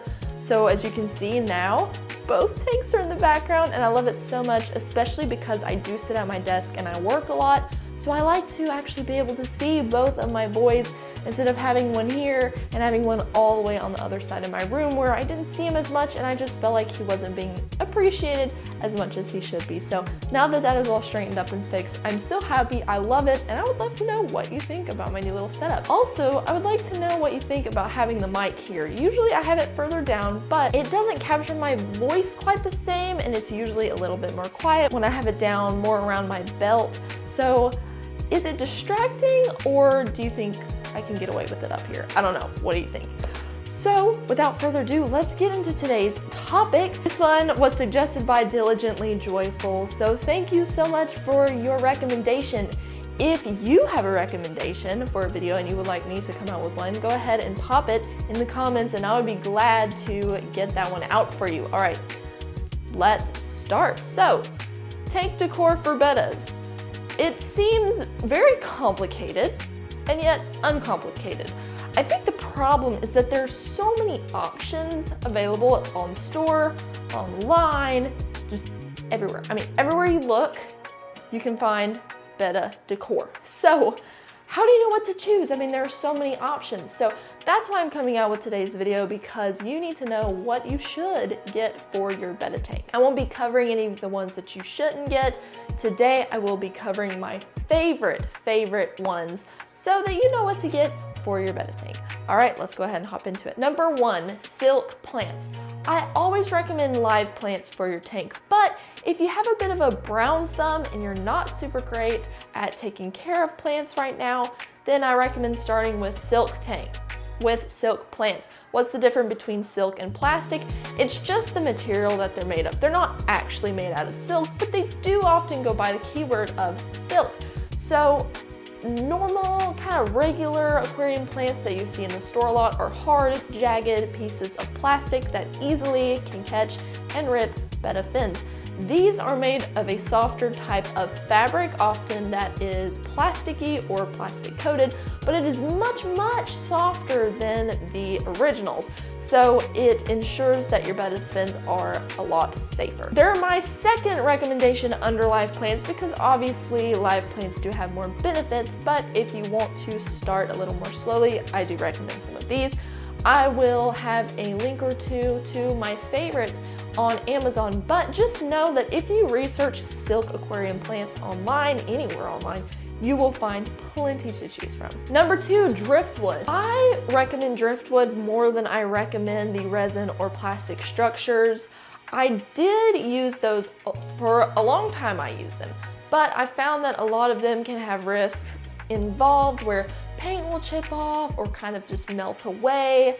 And I know that long-term natural is always best for a Betta, so you're more than welcome to start with structures that look like trees or tree trunks or just natural structures, because I started with that and it's a pretty good way to get going, especially if you don't want to learn all about tannins and such right now. But driftwood is the best. It's natural and it's not usually super expensive. I got a 3 or 4 pack on Amazon not too long ago, and I still have some extra pieces. So you can get a lot for your money on Amazon. Just make sure that you boil it first. But we won't get into the details of preparing it. I just recommend driftwood for the main centerpiece. That's always the best. But if you want to start with resin or plastic structures, just choose ones that look more natural. Number 3, cultivating cups. I love these because a lot of people use them to put some gravel in an aquarium plant, but I love to turn them into little Betta rests or little cups that your Betta could sit in. It kind of reminds me of a beanbag chair. So I'll take a little bit of Java moss and I'll kind of stuff it into the cup, and then I'll stick it on the inside of my tank and angle it upwards a little bit. I absolutely love this, and I came up with it not too long ago, and honestly, Alexander has really enjoyed taking his little naps in there. Number 4, smooth rocks. I love rocks. I do have some in my aquarium, especially in Walter's. The ones I have are called elephant, I believe it's elephant skin stone. These are aquarium safe. Most rocks are aquarium safe, but I don't necessarily recommend just picking up rocks anywhere on the ground because sometimes those can be sprayed or have pesticides on them from a yard. I recommend going online and looking for aquarium safe rocks, but sometimes it can be hard, especially if you don't want to buy them in bulk, because most places sell them in bulk. So I got mine off of Mercari. A seller had bought a bunch and she just kind of split it up because she really didn't need all of that. So sometimes you can find just a few rocks on Mercari if that's what you're looking for. But rocks are a great way to elevate a tank's scape without paying too much money, and it's also a good natural alternative. Number 5, you can also use houseplants in your tank, and while you may not be super great at taking care of plants, houseplants are actually super easy. There are a few types that you can start with, especially pothos and philodendrons. These are really easy to take cuttings off of. You just clip them right where the node is, and then you can stick them in the water and they'll start growing their water roots. These are really good for decor, but they will also do a little bit of the filtering job in your tank. So you can't just put them in your tank and then not have a filter. You do need a filter in your tank, but these plants do help by removing a lot of the nitrates from the water, which can be beneficial to your Betta. And lastly, number 6, some of the best things that you can use for hides are coconut shells, little hollowed out coconut shells. Those are pretty easy to find online. You can get a leaf ring, or you can make tank one, I actually have a full tutorial available on my channel. I will have it pop up here somewhere. You can also get seed pods. These are also very similar to hollowed out coconut husks, but they are usually smaller. And lastly, you can get a tunnel. Now this is not made from organic material. These are typically 3D printed, but I do have one in Walter's tank, and they're super easy to incorporate with the substrate in your tank when you're first setting it up, and it does give your Betta a little safe place to hide and rest if he desires. So there you have it, my top favorite Betta decor items. Diligently Joyful, thank you so much for suggesting this video. I hope this helped you and helped to clarify a few things. As always, if you have not yet, I highly suggest that you go check out my free Facebook group, the Betta Fish Forum. It's a great place to post about your Bettas and share your journey with others. And if you are in there already, go get in there and start making some posts and talking to one another. I also have 2 exclusive chats that you can also join, being a part of the Betta Fish Forum. Those chats usually get more immediate answers. There's the emergency for emergency questions, and then there's just the general chat where you can share your Betta or just ask some general questions. I've had so many people highly suggest the group, so it's not just coming from me. I assure you that you will love it. So if you haven't joined yet, head on over. I have a link in the description. If you liked what you saw, and maybe this is your first video you're seeing of mine, consider subscribing. Join me and my boys as we navigate fish keeping together, and we help each other with the ups and downs of being a Betta fish parent. Have a wonderful rest of your weekend, and I will see you soon. Hello friend, I hope you are having a wonderful weekend. Today I'm going to be addressing my four favorite ways to keep algae out of the fish tank. Now, just a quick word of advice before we get started. Algae is going to happen in the tank. If you have a fish tank, you're going to get algae, and I think a lot of people going into Betta fish keeping, or really any kind of fish keeping with freshwater fish, they don't realize that algae is a normal thing and that it's going to happen. So when it happens, they think, oh, ew, gross, it's bad, it's a terrible thing. And really, it's a natural occurrence. However, you don't want it to completely overrun your tank, hence today's video. These 4 tips are going to keep your tank much cleaner, but remember that there will always be a little bit of algae present. Your tank doesn't have to be 100% spotless. And as a type A person, I get it. At first, I thought, oh no, there's algae in my tank just a week after I had first set it up and it was cycling, and it made me feel kind of icky inside. I don't know how else to describe it, but I didn't want it in my tank. But after a little while, I came to the realization that it's normal, it's natural, and it's a natural part of having a fish tank. So don't beat yourself up if you have algae, but let's go ahead and cover these 4 tips to keep algae from overrunning your tank, which will give your Betta an overall cleaner environment. Number 1, keep your tank away from an open window.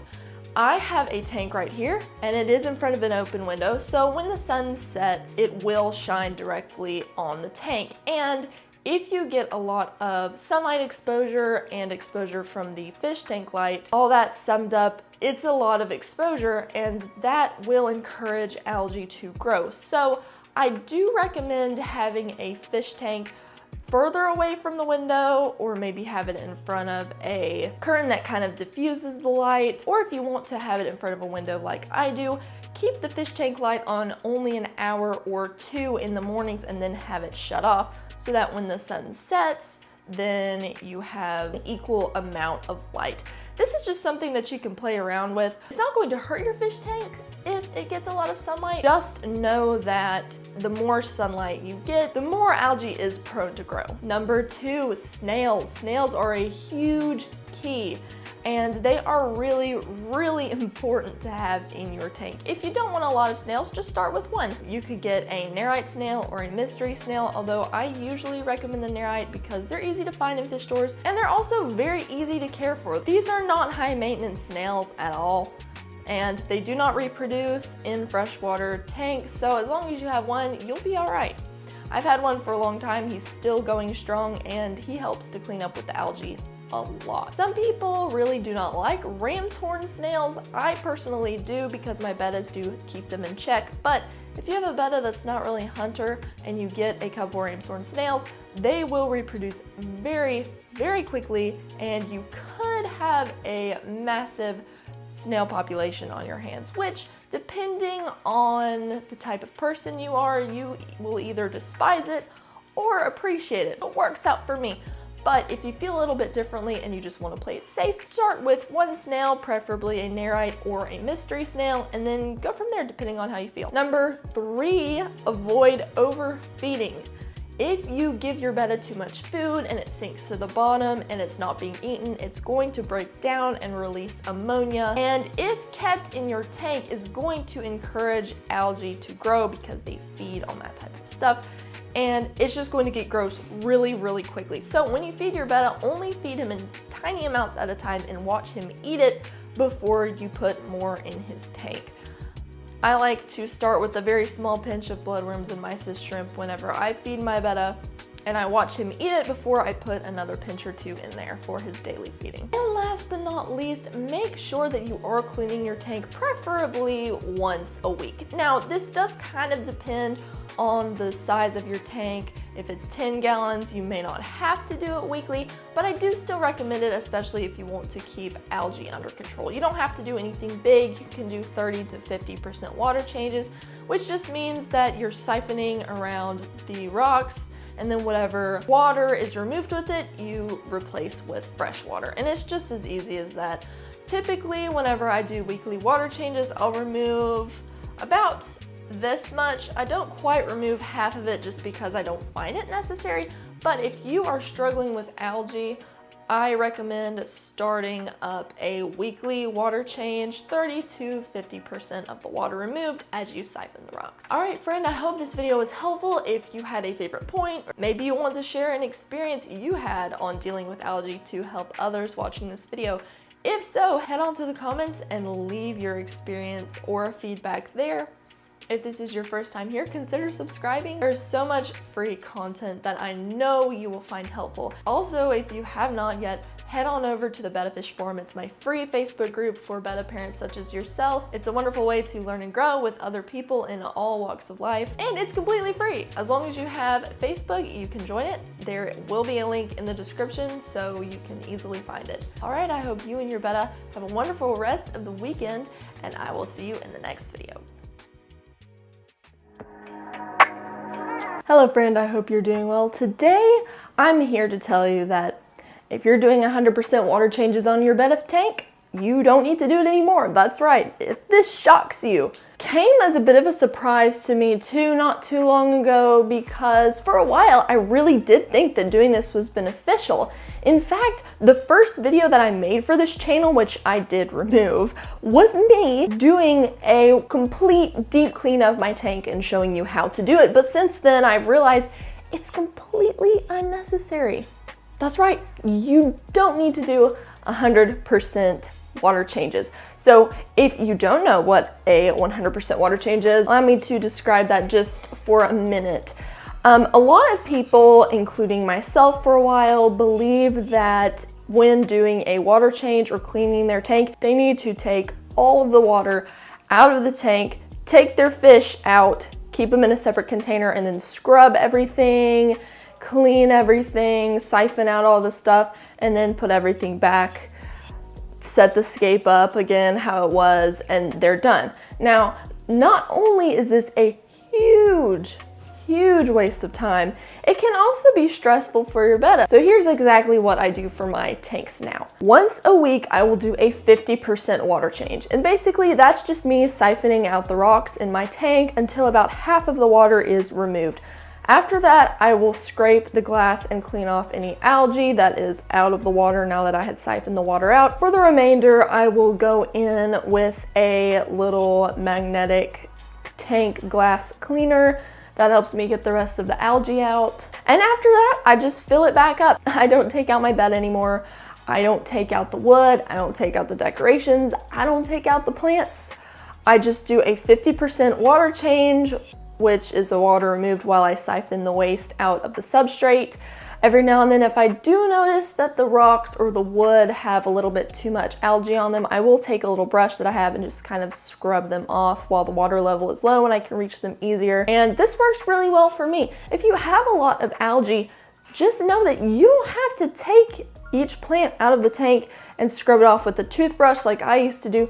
Just get you a snail. Snails have been a huge life changer for me because they have kept the algae under control quite well. So really, only time I will clean algae out of my tank is when it's on the glass, and if there's a rock or two that just has a lot that the snails didn't really get to and I just want to clean it up a little bit. That's it. Even just your standard 50% water change can take a little bit of your time, but it is much faster than removing your betta, removing all the water, and removing all of the decorations, and it is far less stressful for your betta fish as well. Just be mindful of where he is while you clean and siphon the tank. It's never been a problem for me. I've never really had to worry because they do usually steer clear of the siphon, but they really don't seem stressed as they would be if I just took them out and left them in a small container while I did all the cleaning. Tell me in the comments if you used to do 100% water changes and whether or not you're going to start trying this out. If there are any more topics that you would like me to cover, feel free to let me know in the comments or head on over to the community tab on my channel because I recently made a post asking what kind of videos you would like to see, and you can also leave it under there. All right, friend, I hope you have a blessed day and I will see you in the next video.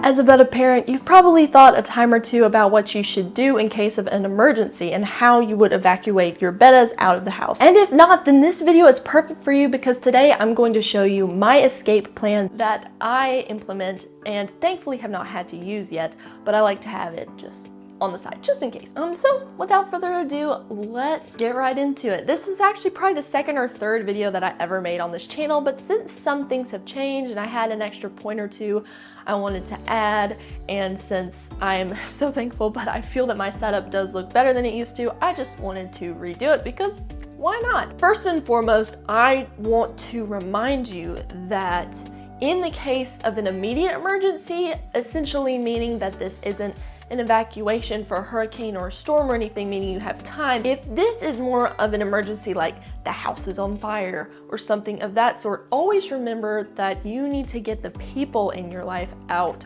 first. As sad as it may be, if that's all you have the time to do and you do lose a betta fish, I understand the feeling. Losing pets is really, really hard, but the people in your life are and should be the most important. So first and foremost, always think about that first and think about your pets later.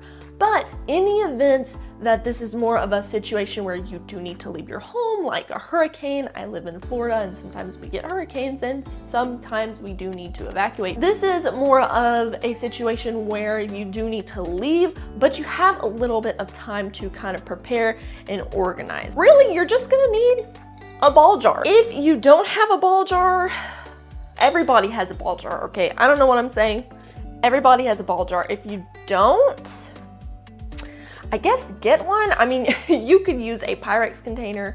You could use any container, really. You could use a cup or a mug, but this is usually the best. Number one, because it does have a lid you can screw on. It's also just the perfect size. You could get a bigger one even if you wanted to, but I just find that this 1 quart is the perfect size, especially since it's just for one betta. It's bigger than the betta cups at the pet store. So what you're gonna do is you're going to have something like this or a cup, I do recommend a ball jar, near your betta tank at all times. You can keep it tucked away. It doesn't have to be in the foreground. You don't have to look at it all the time because I understand wanting to have a nice room. So if you are one of those clean and minimalistic people like I am and you don't want to stare at a ball jar for months on end, then just hide it behind your betta tank, or if you have your betta on something like a chest of drawers or a bedside table, you can put this up and underneath it and you'll never see it, but it's good to know that it's there. And in the event of an emergency, all you would need to do is reach under there, take it, scoop up your betta,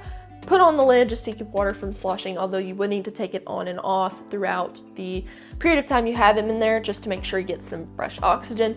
But you'd put it on and then you would leave. I did want to point out something that I didn't point out in the last video, which is if you have a little bit more time to prepare, I recommend putting a plant or two if you have some plants in your aquarium, just to keep your fish feeling a little bit more at home.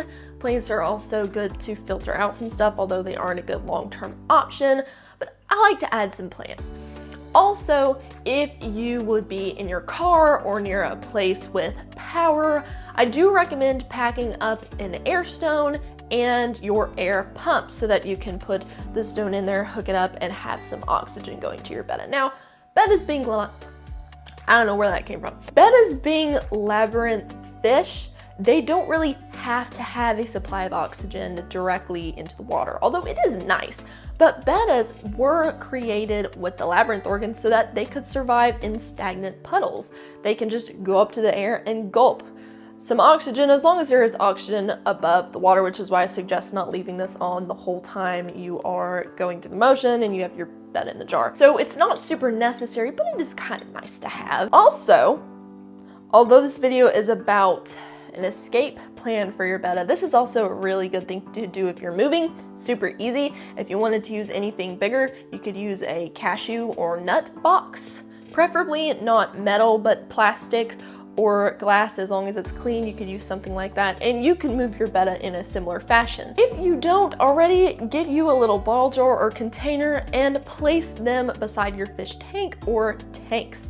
That way you can have peace of mind and know that if you have time and you need to get out, you have a way to get your Betta to safety. All right, friend, I hope this video inspired you, helped you, or answered a question. If you have any other unanswered questions, or you have some ideas for further topics you would like discussed or covered in future videos, feel free to stick those in the comments.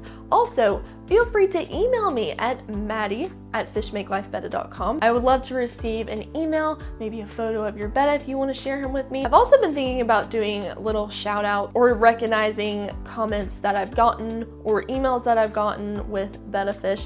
I think that would be fun. Or if you had a fun little story to tell about your Betta, I would like to start incorporating more things like that into my content. I feel like that would be something nice and new and fun for you. I did not intend to rhyme. That was awesome. If you are new to this channel, feel free to stick around, hit subscribe, or at the very least, check out some more of my videos. I have a lot up right now, and I release a new one every week on Sunday at 9 a.m. Central Time. And if you haven't yet, feel free to go to the description and join my free Facebook group, the Betta Fish Forum. It's a wonderful place that is continually growing. I also have some chats available in that group that members have been going crazy in. They love to share and talk and send pictures of their tanks and their beds to one another. It is a lot of fun. I'm having a lot of fun just seeing it and getting to interact with everyone in there. So I hope you will join the family if you have Facebook. You and your Betta or Bettas have a wonderful day,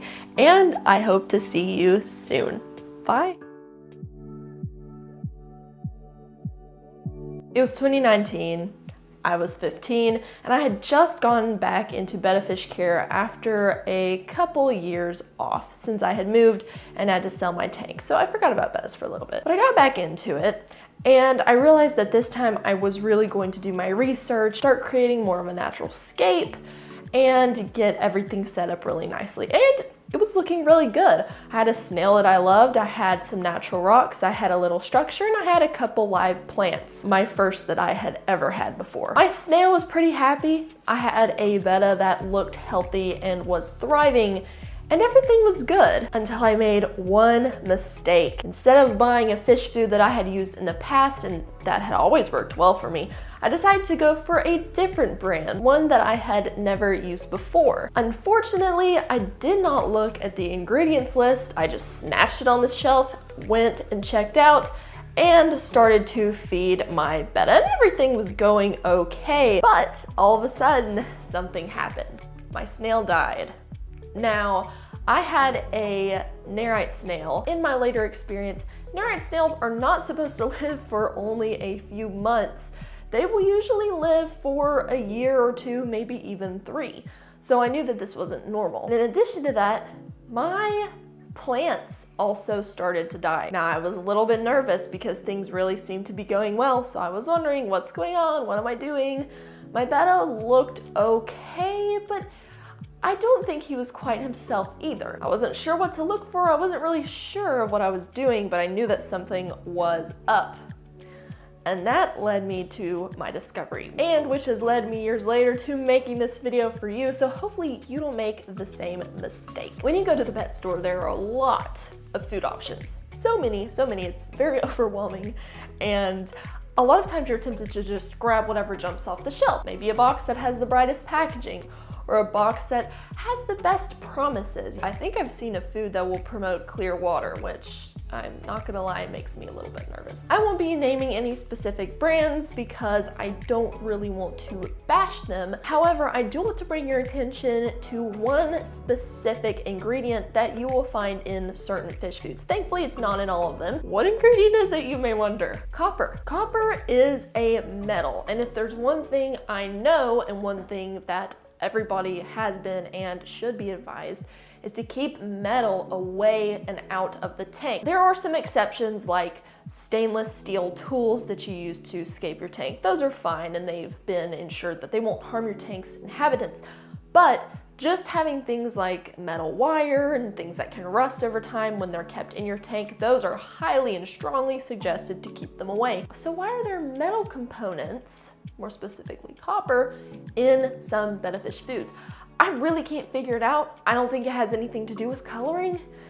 I can't even figure out if it's a filler. I honest to goodness don't know why there's copper in some Betta fish foods, but I do know that you need to steer clear from it, because if there's one thing I know, copper kills snails. In fact, it is often used, copper wire is often used to keep slugs and snails out of gardens and away from plants. And for some reason, it also is not good for plants either when absorbed. I've never been a very sciencey person, so I'm sure if you want to get more of the details, you could do extensive Google research. So what did I do after I found this out? Those canisters of food made their way directly into the trash, number one. And secondly, I started actually looking at the backs of fish food, and I did find that there are some very good brands out there. Now, I always recommend feeding your Betta fish food that is the closest to what it would get in the wild.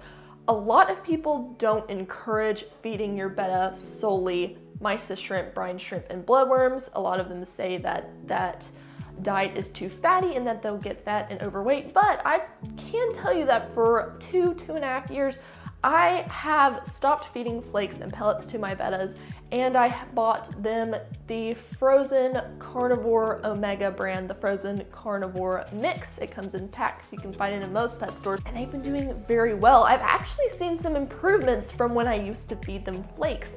They seem more energized, they seem healthier, and it makes sense because it's what they eat in the wild. Look at the ingredients on the flakes, on some of the flakes. Do you think the Betta is going to be hunting and eating copper, red number 2, blue, any natural food dyes, wheat, fish oil, corn? No, your Betta's not going to be eating any of that. Those are just empty fillers, and they really are not going to promote your Betta's health. So personally, I do feed them straight frozen food, and some people might not like that, but in my experience, it works very well. If you don't want to do that, there are a few brands that are better. I try to find the best. So there you have it. Always look for Betta fish food, whether flakes or pellets, if you don't want to just feed them frozen. Although I do highly recommend at least incorporating some into their diet. But if you want to feed them pellets or flakes, always read the ingredients, whether in person or online. You can order food on Amazon.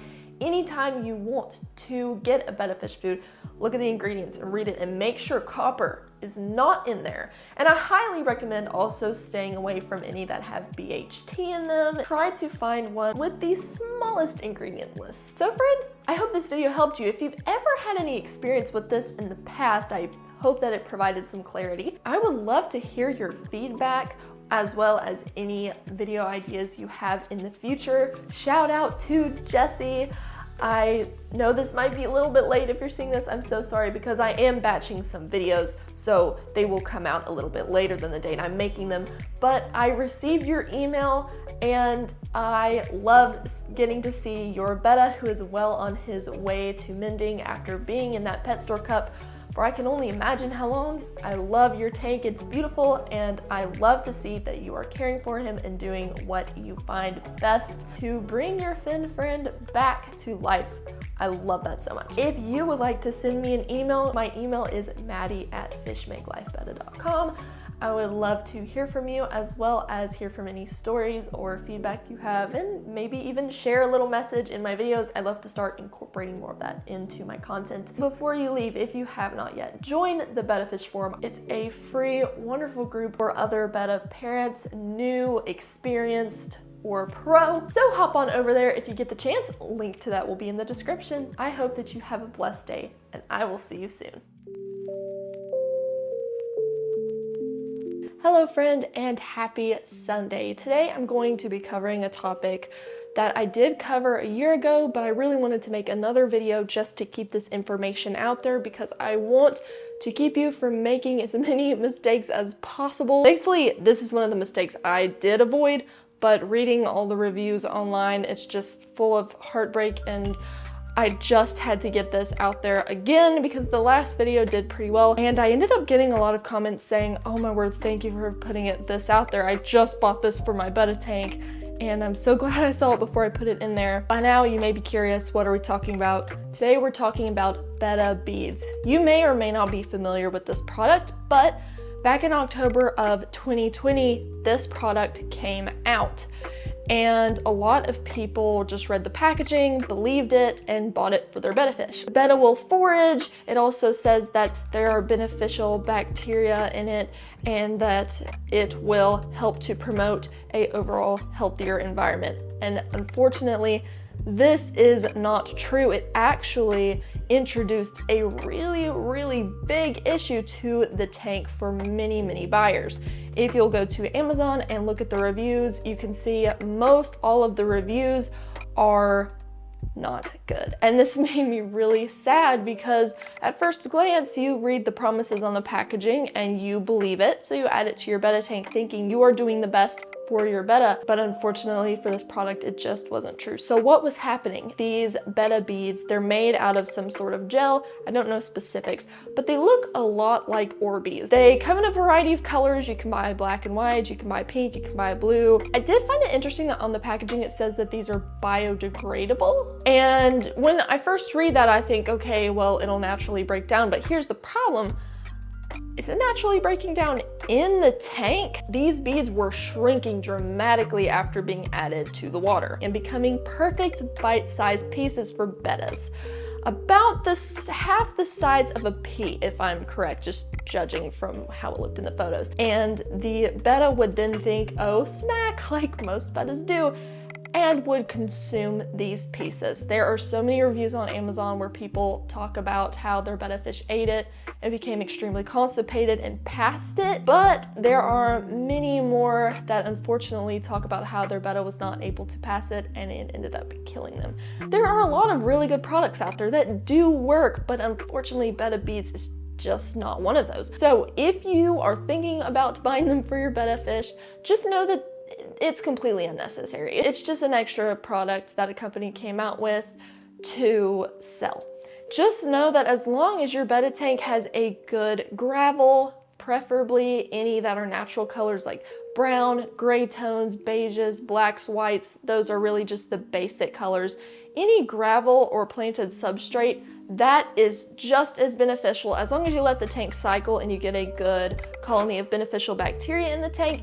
It's just as beneficial, and actually it's more beneficial than if you put these Betta beads in there because there's no risk of your Betta eating the gravel and then it's stopping up their system. So I just had to warn you about these, and although I do have a video out, it is now over a year old, so I just wanted to hop on here and make sure that this could kind of cycle again on YouTube and hopefully help more people. I know the last thing you want to do is put a bunch of time and effort into your tank, get a betta that you love, and then introduce something that just totally kills everything. Let me know if this video helped you and if you've had experience with betta beads before. If you're new to the channel, consider subscribing. I post videos every Sunday and I would love for you to be a part of the family. And lastly, before you go, if you have not yet, join the Betta Fish Forum. It's my free Facebook group for betta fish parents of any age, in any walk of life. It is a safe and encouraging environment where you can just get in there and talk about bettas. All right, friend, get out there and have a wonderful rest of your weekend, and I will see you in the next video. Happy Sunday, friend. I hope you are doing well. Today is going to be fun because I'm going to be sharing with you how you can get a free betta. That's right. Who doesn't love free things? I would never say that I'm a cheap person, but I do love me some free stuff. Keep in mind that these results can vary for you based on where you live, the population in your area, the apps that you have access to, even the fish stores that you have, and the type of people that work those stores. So you may not get the exact results that I and others have gotten, but it is highly likely that you can come away from this video knowing just what you need to get yourself a free betta. We are going to hop right into the most common way you can get a betta. Now, this I have not personally tried myself because I just haven't really needed to, and I don't really have a lot of pet stores in my area, to be quite honest. I think I might have one PetSmart that's around 40 minutes away. I never go there. There's a pet super center closer and they have the food that I always need, so I just go there. But I've seen and I've read about it, I've heard about it from friends. A lot of people will and can go into pet stores like Petco and PetSmart, and if they happen to see a particular betta that is sick and they have experience treating sick bettas and bringing them back to life, they'll just walk up to an employee and say, hey, look at this betta. He is sick, he's obviously not going to get well, he's probably not going to sell, would you be able to surrender him to me? Now, if you're wanting to do this, I wouldn't copy those exact words I just used. I don't really have a script for it, I just know that some people have just waltzed in, seen a betta, asked an employee, and with their purchase of a tank or supplies or something of the sort, the employee just threw in the betta for them. This, unfortunately, in some areas is not going to happen for everyone. It really depends on the pet store and really more heavily on the people who work those pet stores. Sometimes you get managers that just don't give anything, like they just don't care. So even if the betta is sick and dying and there's someone standing right in front of them offering to take them off their hands and nurse them back to life, they would rather keep it in the store and let it die. I used to wonder why in the world someone would do this, but in a recent conversation with a friend, I found out that some pet stores, if the betta dies, they will actually get a credit. That's right, a credit with their supplier for another betta, just a free credit. So really, to them, to the people who are focused on just numbers on a screen, a betta's death and suffering in a cub just does not matter at all to these people. So unfortunately, a lot of people say no because of this reason, because if the betta dies, they're just going to be able to get another one in place of that. So it doesn't really affect them, does it? But in and amongst the stories where things didn't go quite right, I've heard a lot of really good success stories. I have also heard that there are certain people who make friends with the managers and people who work there who genuinely care about a betta's well-being, and if they are sick, they will actually just round them up and surrender them to this person who then runs kind of a free rescue from their house. So what they'll do is they'll treat the betta and then they find people in their area who want to adopt them for free and then they give them to them. So it's just, they're just kind of distributed to loving and caring homes, and I absolutely love this. And that just goes to show you that sometimes this method can work. If you're considering going to a pet store to ask if they will surrender a sick betta to you, you may even want to connect with an employee or former employee of whatever pet store you're considering going into, asking them, even if they don't work at that specific pet store, asking them if there is a specific wording that you could use, something that would go better with the person, if that makes sense. Moving on, and this is just kind of a random one I wanted to throw in there. I'm not saying I completely recommend it.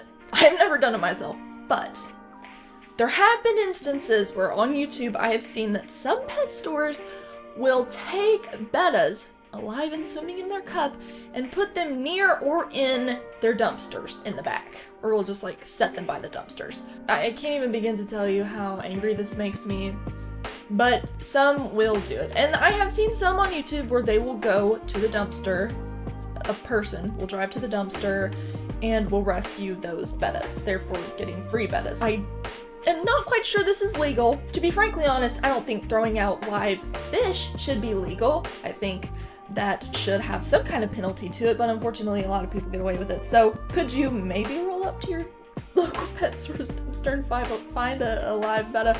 Maybe. Do I recommend it? Not necessarily, but I felt like I had to throw it in there because some people have had success with this, and they did save a betta from pretty horrific death, if you ask me. The third way you can get a free betta, and this actually comes from personal experience because I did do this. About 5 months ago, my betta William died, and I just had an empty tank, so I completely redid it. I cycled it, and it was just kind of sitting there empty, and so I thought, I need a betta. Should I go to my local pet store? Should I just see what they have? I was feeling a little bit conflicted about doing that because a lot of them aren't treating their bettas right, and obviously whenever I can avoid supporting that, I will, because I don't want to give my money to an establishment that's just going to further animal abuse and harm. What I ended up doing is going on to Facebook and finding all of the groups for my local area, for the city that I live in. And I ended up finding about 4. I joined them. A lot of people will post news, they'll post items for sale, all kinds of stuff.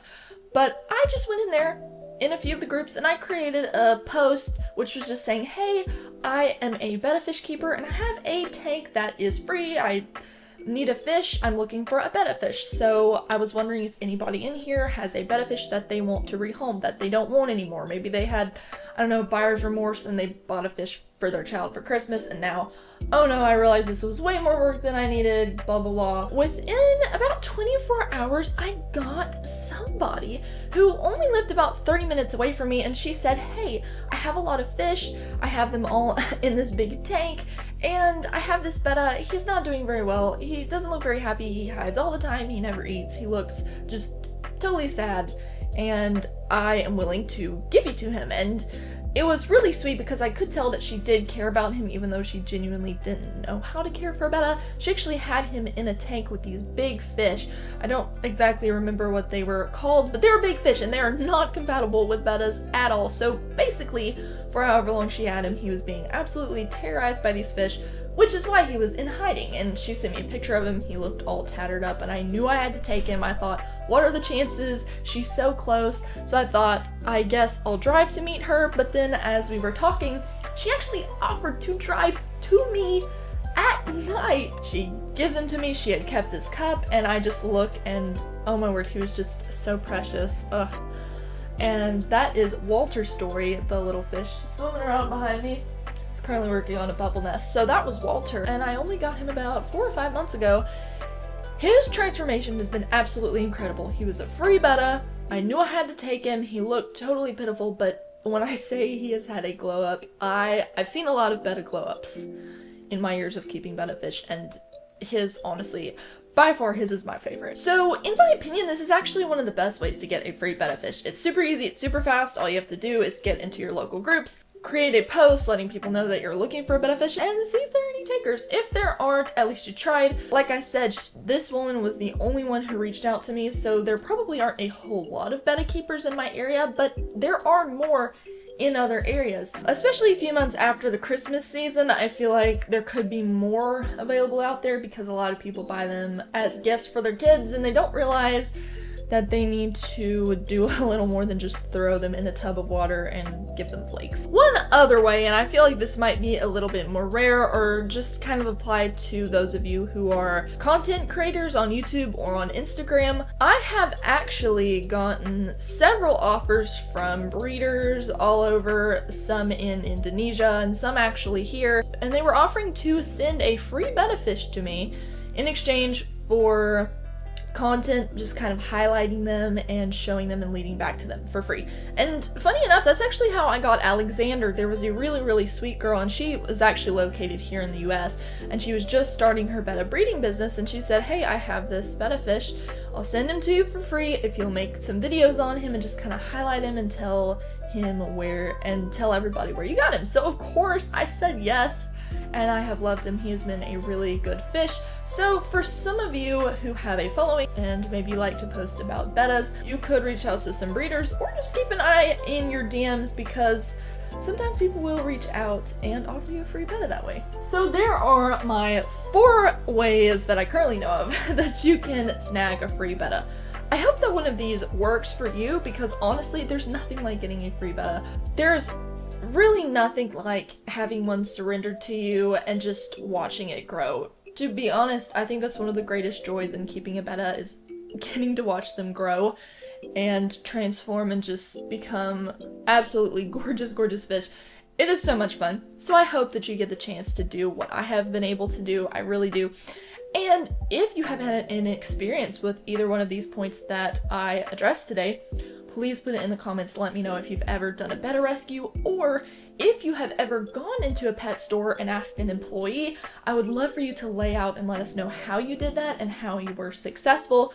That would really help viewers who are looking to do the same. And with that, we are at the end of the video. Remember, if you are new here and you want to join the Betta Fish family, hit subscribe, hit like. This will give YouTube an idea of the audience that they can push this video out to, and it will help me a ton. And don't forget to head to the description and join my free Facebook group, the Betta Fish Forum. It is a wonderful place to learn and grow with other betta keepers like yourself. And with that, friend, I hope you have a wonderful rest of your weekend. God bless, and I will see you soon. Hello friend, welcome to Betta Days. Today we're going to be covering a very fun and interesting topic: the best beginner plants for your betta fish tank, or really any freshwater tank. A lot of these I started out with personally, and I had a really good experience with them. So let's go ahead and get into it. We're going to be listing each plant, and then we're going to be listing their requirements, how you need to plant them in your tank, and so forth. I also have an idea for a future video that I would love to make. I want to cover some specifics on how to plant a tank, basically aquascaping tips, if you will, because a lot of people seem to struggle with it. I'm not sure why. And then I realized one day I have acquired quite a few tips over the years that I would love to share. So if you would like a video on that, let me know in the comments. All right, let's go ahead and hop right into it. The first plant is probably everyone's favorite, and one that you will always hear recommended, the Anubis. These plants are crazy hardy, they don't have very many requirements, and I would say that it was the first plant I ever started out with. I specifically remember walking into PetSmart and coming out with an Anubis, a pretty big one, in one of the cubes. They are really great plants, and there are a bunch of different kinds. Some grow smaller, some grow larger. There are so many different types. I won't list them all here, but thankfully all of the requirements are the same. Their lighting needs are low to moderate. They thrive in low light setups, which make them perfect for beginners. You can seriously place it in any dark corner of your betta tank, although they do seem to do well with light, and they'll do well just fine. I recently saw a post on a Facebook page that somebody made, and they were talking about how they had ordered some of these plants in the mail. It had been lost for over a month, and when it finally showed up at their door, these plants were totally fine. Just totally fine and healthy. For fertilizer, they will do fine with occasional adding of liquid fertilizer, and I use Easy Green by Aquarium Co-op, but you could probably use honestly any fertilizer. Easy Green just happens to be the only one I have used up to now, and I do love it. How to plant the Anubis. Do not bury the rhizome, the thick horizontal stem, with the roots in the substrate. Do not bury your Anubis. It does not want to be buried. It will rot if you do that. Instead, make sure that you attach it to driftwood rocks or any decoration. To do so, you can use aquarium safe glue. You can use a thread. I like to, if I want to attach it to, say, rocks or wood especially, I'll take a little bit of thread and just kind of wrap it around that wood and secure it so that it has some time to root or wrap around that wood or attached to the rock, and after that I just cut and get rid of the thread. That is one of my favorite ways to anchor it. I will be going more in depth on how I anchor and plant things in the later video that I want to make that I mentioned earlier. These plants are great because they're hardy, they're slow growing, and bettas love resting on the broad leaves.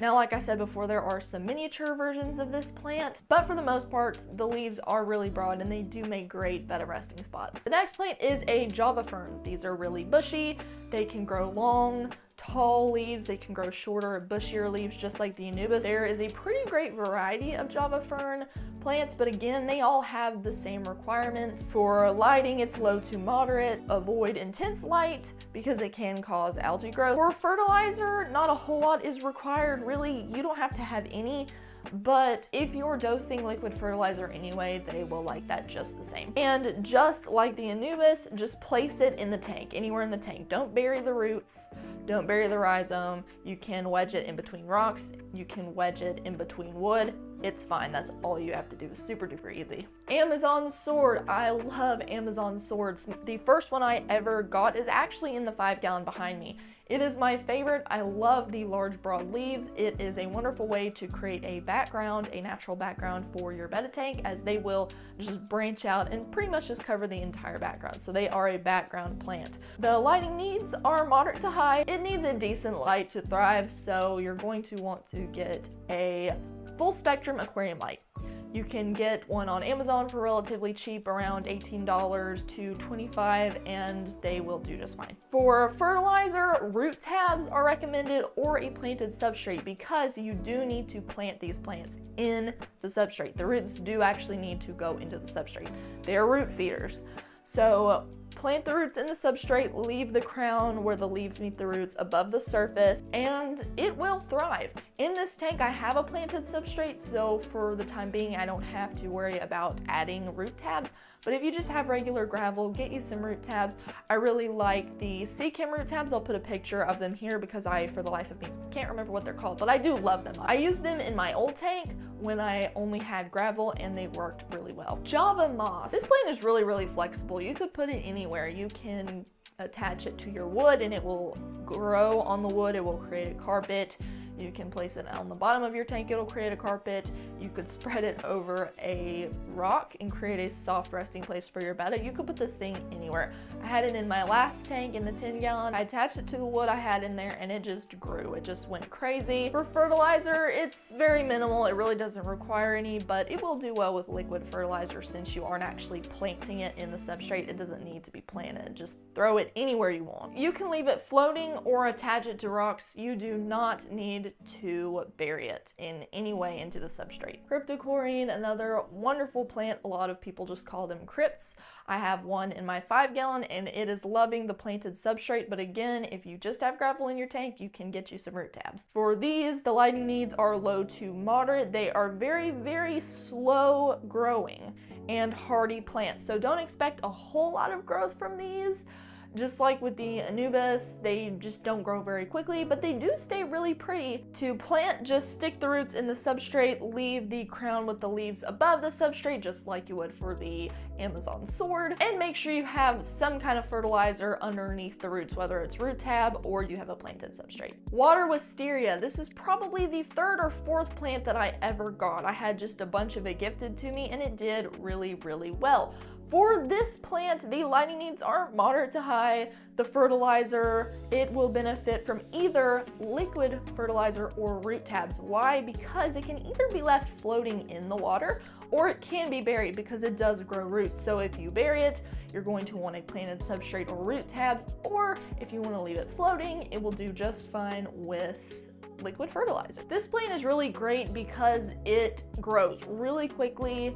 The leaves are very unique and add a lot of interest to the tank, and it's really good for absorbing extra nutrients in the water, which helps to prevent a lot of algae growth. Hornwort. I loved this plant for a long time, but now I have mixed feelings because I got one that died and the needles of this plant went everywhere. Think of a pine tree. It's very similar in that if it dies or part of it dies, it will release those needles everywhere and they will be all over your tank. So if you're going for a more messy, natural kind of tank look, you're probably going to love it. But if you don't like that and you don't like cleaning up a bunch of needles, you may not want this plant. But I wanted to leave it in here because it is a great beginner plant. It is kind of hard to kill this thing, and I loved it for quite a while. It's great, adds a lot of places for your Betta to hide, and overall it's okay. I just didn't like the needles, so I stopped keeping it in my tank. The lighting needs are moderate to high. It grows faster with more light. The fertilizer is minimal. It just absorbs the nutrients directly from the water. To plant it, you can either leave it floating or you can anchor it in directly into the substrate. If you do this, bury just a part of the stem into the substrate and make sure it's either planted or you have some root tabs in there. Duckweed. This plant, it's a floating plant, and it is great for beginners because it's very hard to kill it, but once you have it in your tank, unless you completely rip out the tank and redo everything, it's going to be in the tank forever. You cannot get it out, so do your research. If you really want it in your tank, great, you can get it. But for me, it became annoying after a while. I didn't like reaching in and doing water changes and having it all over my arms, all over my equipment. So you may not want this plant. If you happen to want it, then go for it. It's really easy. Anacharis. I love this plant. I had it in the tank that I got rid of, and it grew really, really well. It grew pretty quickly, and it's just a beautiful and unique looking plant. The lighting needs are moderate to high. It benefits from liquid fertilizer, and it can either be left in the substrate or floating. It's great because it's fast growing and it helps to absorb the excess nutrients, keeping the tank clean, much like the hornwort and the water wisteria. And last but not least, Bus or Bucephalandra. Similar to the Java fern and the Anubis, it does not want to have its roots buried, so make sure you anchor it to a rock or wedge it into some wood. It does best with liquid fertilizer and low to moderate lighting. And that's really all you need to know about that plant. It's really pretty. It is on the more expensive side and it's going to be harder to find in local pet stores. I guess maybe it's more of a rare plant, but it's still pretty affordable if you ask me. I really enjoy having them in my tanks. So if you want them, check out some online plant shops and you should be able to find some. But you can easily start with the Anubis or Java fern and you're going to have a similar experience. They just look a little bit different. Now here are a couple beginner tips just to get you started. Number one, lighting. Most beginner plants will thrive in low to moderate lighting. Avoid overly intense lights as they can promote algae growth. And again, the best light to get for your plants are full spectrum lights. You can look them up on Amazon. There are so many available. And really you need these because normal regular LED, the lights that you get with the tank, if it comes with the tank, they're not going to cut it. They don't mimic the natural sunlight that your plants are going to need. So that's why you need full spectrum. Fertilizer. Use liquid fertilizers for the water column feeders and root taps for the root feeders. Start with minimal fertilization and adjust based on plant growth. You don't have to be super obsessive about how or when you fertilize. Read the instructions on the package and then just kind of go with that. With the root tabs, you bury it and they will usually last for a few months. And with the liquid fertilizers, you would either add it to your tank once you complete a water change, or if you go for a while without a water change, you would just establish if you do a weekly or bi-weekly refertilization. It's really quite flexible, so it's entirely up to you how you do this. Just make sure you don't add too much at one time, and I think you can kind of gauge how much too much would be, because you will get a lot of algae in your tank if you do that. With CO2, none of these plants need CO2. That's why they're really super easy and wonderful beginner plants. I have never had CO2 in my tanks. I like to keep my tanks low tech. That's kind of the lingo we use for tanks that don't have a lot of extra things added to it. It's pretty much just substrate, water, heater, filter, and plants. That's a low tech tank. So if you've never heard that term before, now you know. For tank maintenance, regularly trim your plants to prevent overgrowth and remove any decaying leaves or plant matter to maintain a good water quality. Your snails will eat any dead or dying plant matter, but depending on the plants you have, you may have an excessive amount in the beginning. When you first put the plants in your tank, just remember that plant melting can happen, and melting is where your plants are getting used to the parameters in your tank, because wherever they were before, the parameters were a little different. So the leaves that they had may melt and die, but don't worry, because new leaves will grow from the roots and the rhizome of those plants, and they will be healthy and perfectly fine. I have noticed that it is helpful if you buy the plants from your area. So where I live, if I buy plants from someone in my state or in my area, the water conditions are going to be very, very similar, especially if you're using tap water. So if you do that, then the likelihood of plant melting is much lower. Just keep that in mind. Now you know the best beginner plants for your Betta tank. I'm so glad that you have decided to start keeping plants in your Betta tank, whether you're switching from plastic or you're actually just beginning your journey and you've decided to start off strong. I'm so glad that you've decided to do this. Planted tanks are always the best for bettas because they mimic a natural habitat. It's more gentle on betta fins, so it's going to prevent rips, and overall it's just the best. It's beautiful. I can't say enough about live plants. If this is your first time here, go check out the other videos I have. This channel is full of helpful content and it grows each and every week as I release new videos every single Sunday. Also, if you have not yet, check out the description of this video. I have a bunch of fun links there. I have links to my Instagram, to my Pinterest, to my free Facebook group, the Betta Fish Forum, and to a free guide that I am currently offering. Let me know which plant or plants you're going to try in the comments, and I will see you soon.